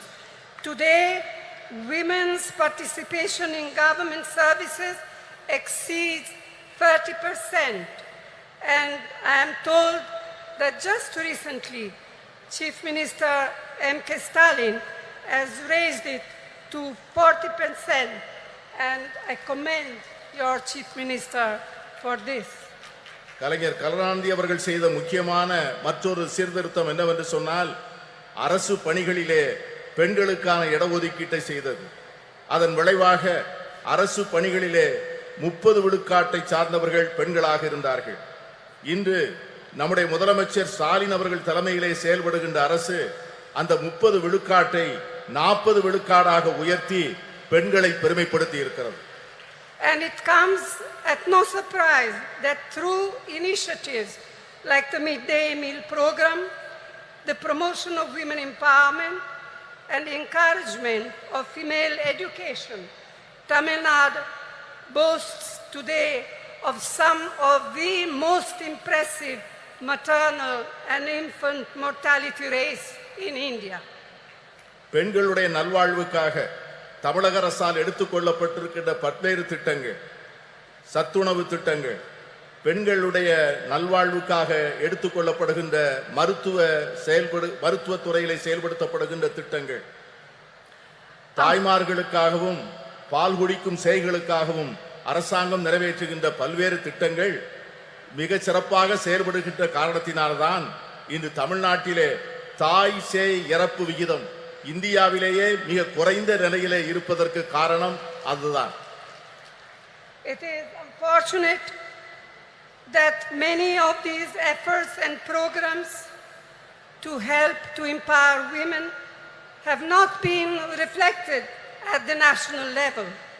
In fact, instead of mitigating problems faced by women, the last 9 years have seen a sustained effort on part of the Modi government to turn our women purely into symbols, to be counted and appreciated only in their restricted traditional roles in a patriarchal framework.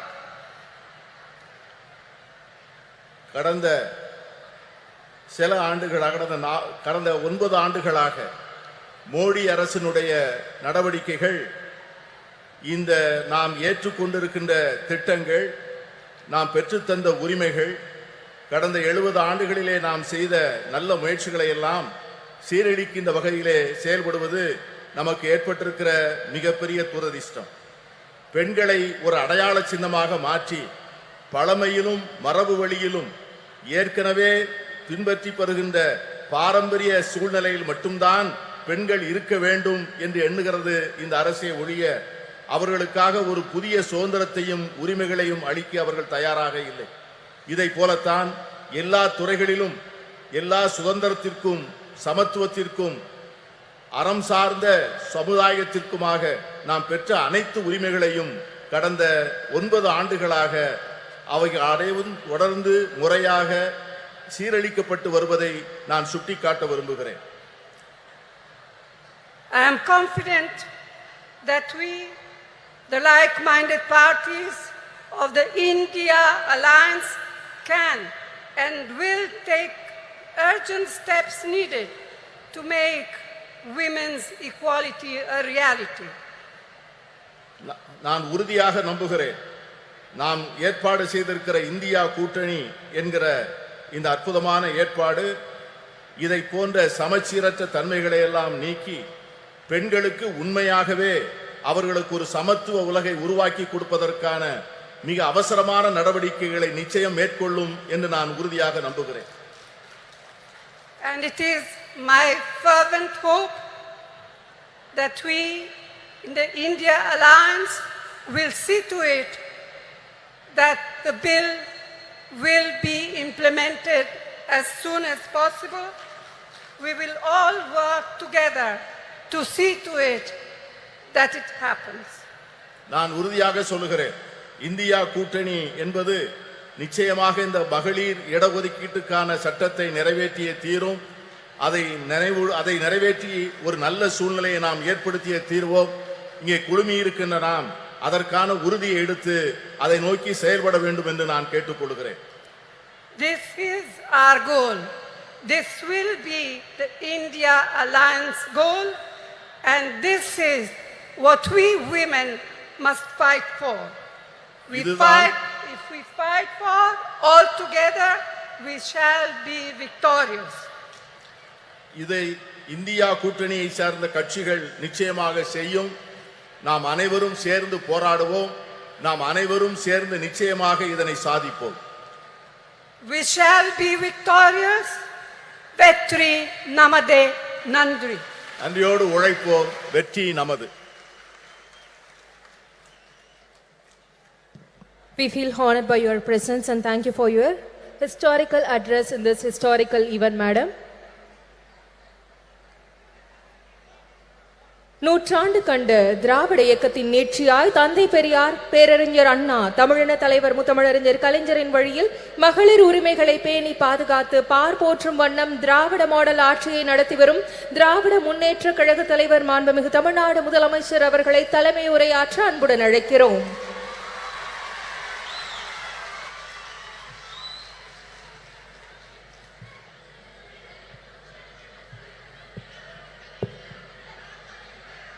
அன்புள்ள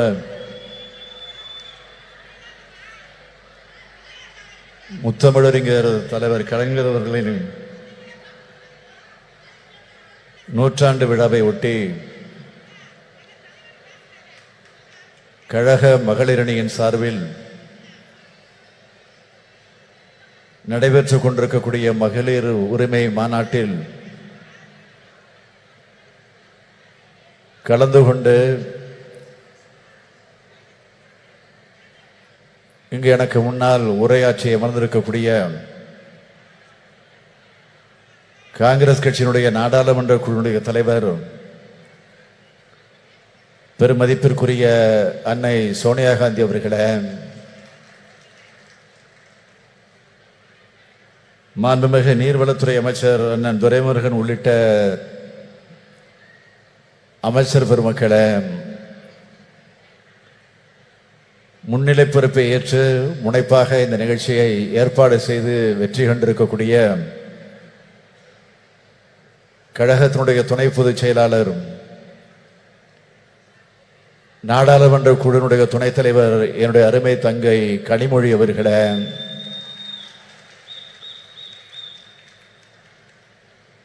சிறப்பு விருந்தினர்களாக வருகை தந்து சிறப்பித்து உரையாற்றி அமர்ந்திருக்கக்கூடிய மரியாதைக்குரிய திருமதி பிரியங்கா காந்தி அவர்களே, முன்னாள் முதலமைச்சர் திருமதி மெஹபூபா முஃப்தி அவர்களே, திருமதி சுப்ரியா சுலே எம்பி அவர்களே, மாண்புமிகு பீகார் மாநிலத்தினுடைய அமைச்சர் திருமதி லட்சி சிங் அவர்களே, திருமதி சுபாஷினி அலி அவர்களே, திருமதி டிம்பிள் யாதவ் எம்பி அவர்களே, திருமதி ஆனி ராஜா அவர்களே, திருமதி ராக்கி பிட்லன் அவர்களே, திருமதி சுஷ்மிதா தேவ் அவர்களே, திருமதி சுகேசிங் அவர்களே, நாடாளுமன்ற சட்டமன்ற முன்னாள் இந்நாள் உறுப்பினர்களே, நம்முடைய தோழமை கட்சிகளை சார்ந்திருக்கக்கூடிய முன்னோடிகளே, தலைவர் பெருமக்களே, கழக மகளிரணியின் செயலாளர் திருமதி ஹெலன் டேவிட்சன் அவர்களே, மகளிரணியினுடைய தொண்டரணி செயலாளர் திருமதி நாமக்கல் ராணி அவர்களே, திரளாக திரண்டிருக்கக்கூடிய மகளிரணியை சார்ந்த சகோதரிகளே, உள்ளாட்சி அமைப்பு பிரதிநிதிகளே,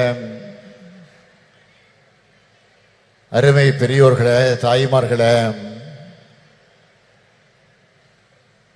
இளைஞரணியின் செயலாளர் தம்பி உதயநிதி ஸ்டாலின் அவர்களே, மற்றும் பல்வேறு அணிகளை சார்ந்திருக்கக்கூடிய அமைப்பாளர்களே, துணை அமைப்பாளர்களே, பெரியோர்களே, தாய்மார்களே, தொலைக்காட்சி பத்திரிகை உலக நண்பர்களே, என் உயிரோடு கலந்திருக்கக்கூடிய தலைவர் கலைஞர் அவர்களின் உயிரினும் உயிரான அன்பு உடன்பிறப்புகளே, உங்கள் அனைவருக்கும் என்னுடைய அன்பான வணக்கம்.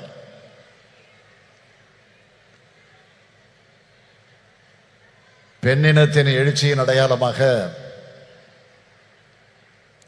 இந்த மாநாட்டை ஒரு மாநில மாநாடு போல் ஏற்பாடு செய்து இதை எழுச்சியோடு நடத்தி கொண்டிருக்கிறார் நம்முடைய தங்கை கனிமொழி அவர்கள். அவர் கர்ஜனை மொழியாக, கனல் மொழியாக இப்போது நாடாளுமன்றத்தில் முழங்கி வருவதை பார்க்கும்போது கழக தலைவராக மட்டுமல்ல, அண்ணனாகவும் இருந்து நான் மிகுந்த பெருமைப்படுகிறேன். இந்த மகளிர் உரிமை மாநாட்டை தடையின்றி ஓடக்கூடிய மாரத்தான் ஓட்டம் போல நம்முடைய மாசு அவர்கள் இதை துணை நின்று ஏற்பாடு செய்திருக்கிறார். அவர் மட்டுமல்ல, நம்முடைய அமைச்சர் செயல் வீரர் தாமு அன்பரசன் அவர்களும் துணை நின்று தன்னுடைய கடமையை நிறைவேற்றி தந்திருக்கிறார். அதற்காக நான் முதலில் அவர்களை எல்லாம் வாழ்த்துகிறேன். மகளிரணியின் செயலாளர் எலன் டேவிட்சன், மகளிர் தொண்டரணியின் செயலாளர் நாமக்கல் ராணி உள்ளிட்ட மகளிரணி நிர்வாகிகள் அனைவருக்கும் என்னுடைய வாழ்த்துக்களை தெரிவித்துக் கொள்கிறேன். காஷ்மீர் முதல் கன்னியாகுமரி வரை இருக்கக்கூடிய பெரும்பாலான மாநிலத்தை சார்ந்திருக்கக்கூடிய பெண் தலைவர்களை அழைத்து வந்து ஏற்றத்தோடு ஏற்பாடு செய்திருக்கக்கூடிய இந்த மாநாடு இது தமிழ்நாட்டினுடைய பெண்கள் மாநாடாக மட்டுமல்ல, இந்தியாவினுடைய பெண்கள் மாநாடாகவும் நடைபெற்றிருக்கிறது என்பதை நான் பெருமையோடு பதிவு செய்து கொள்ள விரும்புகிறேன். இதுவரை சென்னை சங்கமம் நடத்தி காட்டிய தங்கை கனிமொழி அவர்கள் இப்பொழுது இந்திய சங்கமத்தை நடத்தி காட்டியிருக்கிறார். இதுதான் வித்தியாசம். இதற்கெல்லாம் மகுடம் வைத்தார் போல் அன்னை சோனியா காந்தி அவர்கள் இந்த நிகழ்ச்சிக்கு வருகை தந்திருக்கிறார்கள். நேருவின் மகளே வருக, நிலையான ஆட்சி தருக. 1980ஆம் ஆண்டு தலைவர் கலைஞர் அவர்கள் அம்மையார் இந்திரா காந்தி அவர்களை அழைத்து வந்து அந்த வாசகத்தை சுட்டி காட்டி பெருமைப்படுத்தினார். 2024ஆம் ஆண்டில் இந்திராவின் மருமகளே வருக, இந்தியாவின் திருமகளை வெல்க என்று வரவேற்றார்கள். தலைவர் கலைஞர் அவர்கள் சொன்னதைப் போலவே 40லும் வென்றோம். அகில இந்திய அளவில் காங்கிரஸ் கூட்டணி மகத்தான வெற்றியை பெற்றது. அப்போது தனக்காக காத்திருந்த பிரதமர் பதவியை மறுத்து இந்திய அரசியல் வானில் ஒரு கம்பீர பெண்மணி என நின்றவர் அன்னை சோனியா காந்தி அவர்கள். அப்போது அன்னை சோனியா காந்தி அவர்கள் தான் ஆட்சிக்கு தலைமை வகித்து பிரதமராக வேண்டும் என்று தலைவர் கலைஞர் அவர்கள் முன்மொழிந்தார்கள். அது வரலாறு. When தலைவர் கலைஞர் left us to his resting place,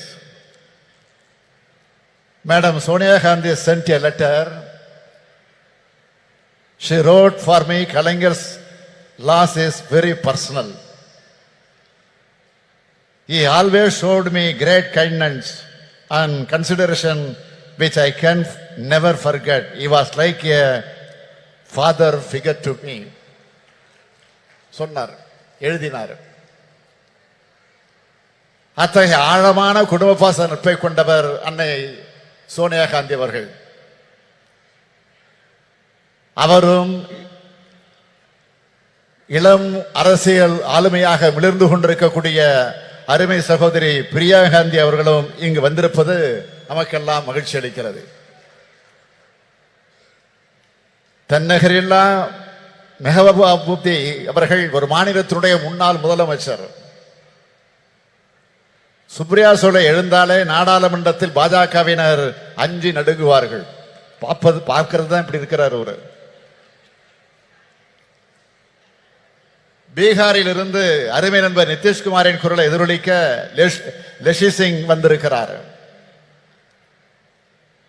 Delhi முதலமைச்சர் அரவிந்த் கெஜ்ரிவால் எண்ணத்தை சொல்வதற்காக டெல்லி சட்டப்பேரவையுடைய துணைத் தலைவர் ராக்கி பிட்லன் வந்திருக்கிறார். சமாஜ்வாதி கட்சியினுடைய நாடாளுமன்ற உறுப்பினரும் அருமை நண்பர் அகிலேஷ் யாதவ் அவருடைய அருமை மனைவியுமான டிம்பிள் யாதவ் அவர்கள் வந்திருக்கிறார்கள். அந்த கட்சியினுடைய மகளிர் அணியின் தேசிய தலைவர் ஜூயி சிங் வருகை தந்திருக்கிறார். மேற்கு வங்கத்தினுடைய பெண் சிங்கம் மமதா பானர்ஜியுடைய பிரதிநிதியாக சுஷ்மிதா தேவ் வருகை தந்துள்ளார். இடதுசாரி இயக்கங்களின் பிரதிநிதிகளாக சுபாஷினி அலியும் ஆனி ராஜாவும் இடம்பெற்றிருக்கிறார்கள். ஆக இந்த மேடையே இந்தியா கூட்டணியாக காட்சியளித்துக் கொண்டிருக்கிறது. I would like to request all the leaders present on the dais. The BJP can be defeated only through unity.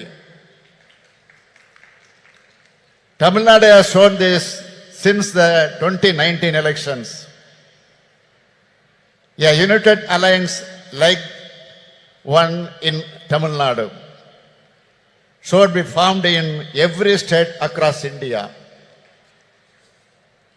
If the anti-BJP parties can unite and rise above the minor differences, we can surely defeat the BJP, which is against interest of the people of India. I had our sisters present here to relay this message to their party leaders. Bharatiya Janata கட்சியை தோற்கடிப்பது என்பது இந்தியாவில் இயங்கக்கூடிய அனைத்து ஜனநாயக கட்சியுடைய வரலாற்று கடமை. மகளிர் உரிமையை காப்பதற்காக இந்த மாநாடை கூட்டியிருக்கிறார் நம்முடைய கனிமொழி அவர்கள். மகளிர் உரிமை மட்டுமா? பாஜக ஆட்சியில் அனைத்து மக்களது உரிமைகளும் பறிக்கப்பட்டிருக்கிறது. இன்றைக்கு நாம் பார்க்கும் நாடாளுமன்ற அமைப்பு முறை இருக்குமா? மக்களால் தேர்ந்தெடுக்கப்படக்கூடிய மக்களாட்சி இருக்குமா என்ற கேள்வி பெரிதாக எழுந்து வருகிறது.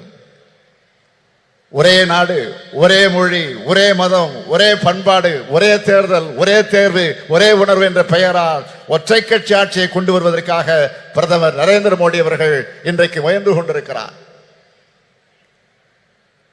அது நடந்தால் ஒரே மனிதர் என்ற எதேச்ச அதிகாரத்திற்கு அது வழிவகுக்கும். எனவேதான் வர இருக்கக்கூடிய நாடாளுமன்ற தேர்தலில் பாஜகவை முற்றிலும் தோல்வியடைய செய்ய வேண்டும். நாடாளுமன்ற தேர்தல் நெருங்கி வருவதால் பெண்களை ஏமாற்ற மகளிருக்கு நாடாளுமன்றத்தில் சட்டமன்றங்களில் 33 விழுக்காடு இடஒதுக்கீடு என்று சட்டம் கொண்டு வருவதைப் போல ஏமாற்றிக் கொண்டிருக்கிறார்கள். பேசினார்களே இங்கே உரையாற்றிய அத்தனை பேரும் மிக தெளிவாக எடுத்து சொன்னார்கள். எனவே நான் அதிகம் விளக்கம் சொல்ல விரும்பல. 33 விழுக்காடு இடஒதுக்கீடு பெண்களுக்கு கிடைத்துவிடக் கூடாது என்ற சதி எண்ணத்தோடு தான் இந்த சட்டத்தையே பாஜக கொண்டு வந்திருக்கிறது என்று நான் கருதுகிறேன். அப்படித்தான் எல்லோருக்கும் என்ன வருகிறது. நடைபெற இருக்கக்கூடிய நாடாளுமன்ற தேர்தலில், சட்டமன்ற தேர்தலில்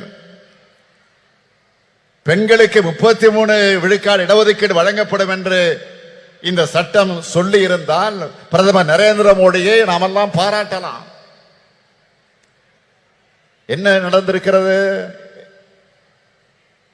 மக்கள் தொகை கணக்கெடுப்பு முடிந்த பிறகு அதை வைத்து தொகுதி மறுவரைக்குள்ள அந்த பிரச்சனைகள் எல்லாம் முடிந்ததற்கு பிறகு சொல்வார்களாம். பழைய சினிமா பார்த்திருப்பீங்க. பழைய சினிமாவில் தான் ஒரு காட்சி வரும். என் கையில் உள்ளதை நான் தர வேண்டுமானால் 7 மலையை சுற்றி வா, 7 கடலை சுற்றி வா என்று பூதம் சொல்வதாக கதை சொல்வார்கள் அல்லவா? அது போன்ற கப்சா சட்டத்தை மோடி ஏற்றியிருக்கிறார். பெண்களுக்கு 33 விழுக்காடு கொடுத்து விட்டதாக பிரதமர் சொல்லிக் கொள்கிறார். 2029ஆம் ஆண்டு தான் இந்த இடஒதுக்கீடு கிடைக்கும் என்றும் 2034ஆம் ஆண்டு கூட ஆகலாம் என்றும் கணக்கிட்டு சொல்கிறார்கள். எதுவாக இருந்தாலும் நான் சொல்றேன், 2024 ஆண்டுக்கு பிறகு மோடி ஆட்சி இருக்க போறதில்லை என்பதை மக்கள் முடிவு செஞ்சுட்டாங்க. 1996ஆம் ஆண்டு திமுகவும் காங்கிரஸ் ஆதரிச்ச ஐக்கிய முன்னணியின் ஆட்சி காலத்தில் இப்படி ஒரு சட்டத்தை கொண்டு வந்தோம். ஆனா இந்த நிபந்தனைகள் எல்லாம் நாம் அன்றைக்கு விதிக்கல. 2010ஆம் ஆண்டும் நம்முடைய கூட்டணி அரசு இப்படி ஒரு சட்டத்தை கொண்டு வந்த போது இது மாதிரியான நிபந்தனைகளை விதிக்கல. ஆனால் இப்பொழுது பாஜக நிபந்தனை போடுகிறது என்றால் அவர்கள் உண்மையான அக்கறையோடு இதை கொண்டு வரல.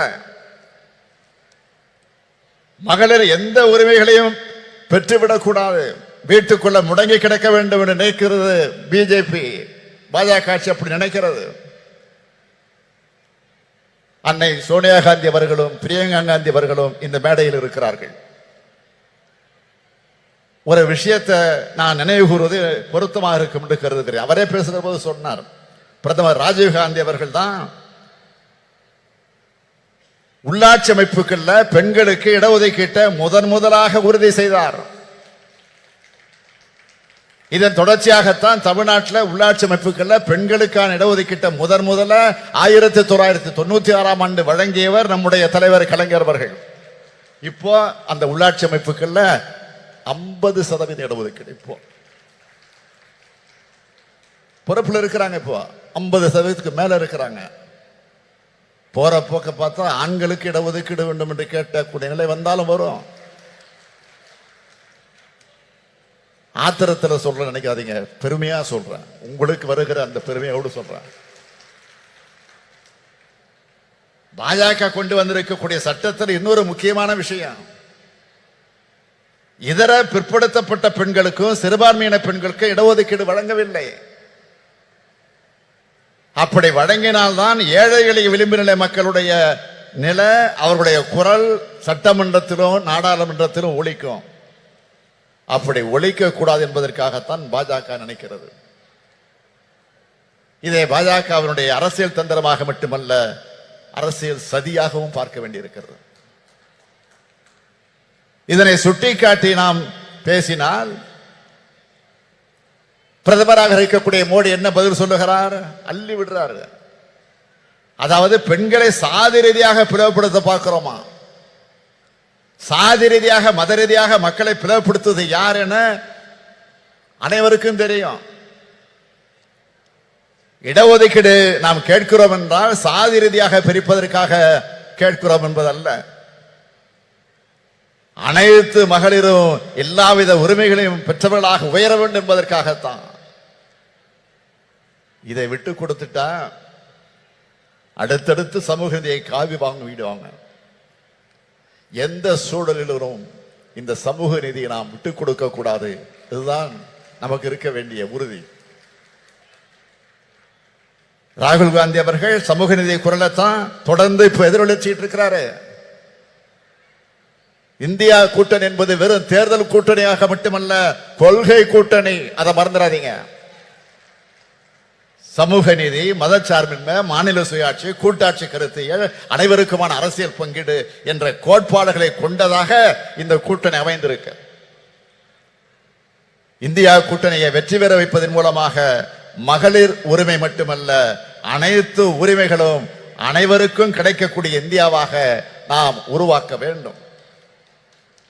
சொத்துல சம உரிமை, வேலை வாய்ப்பிலே பெண்களுக்கு 30% இடஒதுக்கீடு, ஆரம்ப பள்ளிக்கூடங்களில் கட்டாயமாக பெண்களைத்தான் ஆசிரியராக நியமிக்க வேண்டும் என்ற சட்டம், கர்ப்பிணி பெண்களுக்கு உதவித்தொகை, விதவைகளுக்கு மறுவாழ்வு திட்டம், ஒரு ஏழை எளிய குடும்பத்தில் பிறந்திருக்கக்கூடிய ஒரு பெண்ணுக்கு திருமணம்னா அந்த பெண்ணுக்கு உதவி செய்யக்கூடிய ஒரு அற்புதமான திட்டம். இப்போ மகளிர் உரிமை தொகை போன மாசம் 15 செப்டம்பர் 14 நைட்டே போய் சேர்ந்துருச்சு. இந்த மாசம் 15 வரப்போகுது, 14 நைட்டே வந்து சேரப்போகுது. ஆக மாதம் 1000 ரூபாய் உதவித்தொகை இல்ல, பெண்களே உங்களுக்கு இருக்கக்கூடிய உரிமை தொகை, அதை மறந்துடாதீங்க. பேருந்துகள்ல விடியல் பயணம், பெண் அர்ச்சகர்கள், ஓதுவார்கள் நியமனம், இப்படி தமிழ்நாட்டு பெண்களுக்கு பல்வேறு திட்டங்களை நாம் செயல்படுத்தி காட்டுகிறோம்னா இதுதான் திராவிட மாடல் ஆட்சியுடைய கொள்கைகள். இந்தியா முழுமைக்கும் பரவும் மகளிர் உரிமை பெற்ற நாளாக நிச்சயம் அமையும். அதற்கான அடித்தளத்தை உருவாக்கக்கூடிய இந்த மாநாட்டை நடத்தி காட்டியிருக்கக்கூடிய என்னுடைய அருமை தங்கை கனிமொழிக்கும் அவருக்கு துணைன்ற மகளிரணிக்கும் என்னுடைய வாழ்த்துக்கள், பாராட்டுக்கள். வாழ்க வாழ்க இந்தியா, வாழ்க இந்தியா கூட்டணி வெல்க. நன்றி, விடைபெறுகிறேன். வணக்கம். வரலாற்று மாநாடான மகளிர் உரிமை மாநாட்டில் தலைமையுரையாற்றிமைக்கு மாண்புமிகு தமிழ்நாடு முதலமைச்சர் அவர்களுக்கு மனமார்ந்த நன்றியினை தெரிவித்துக் கொள்கிறோம். திராவிட முன்னேற்ற கழக மகளிர் தொண்டர் அணி செயலாளர் திருமிகு நாமக்கல் ராணி அவர்களை நன்றியுரையாற்ற அன்புடன் அழைக்கிறோம். தமிழினத்தின் ஒப்பற்ற தலைவர் கலைஞர் அவர்களின்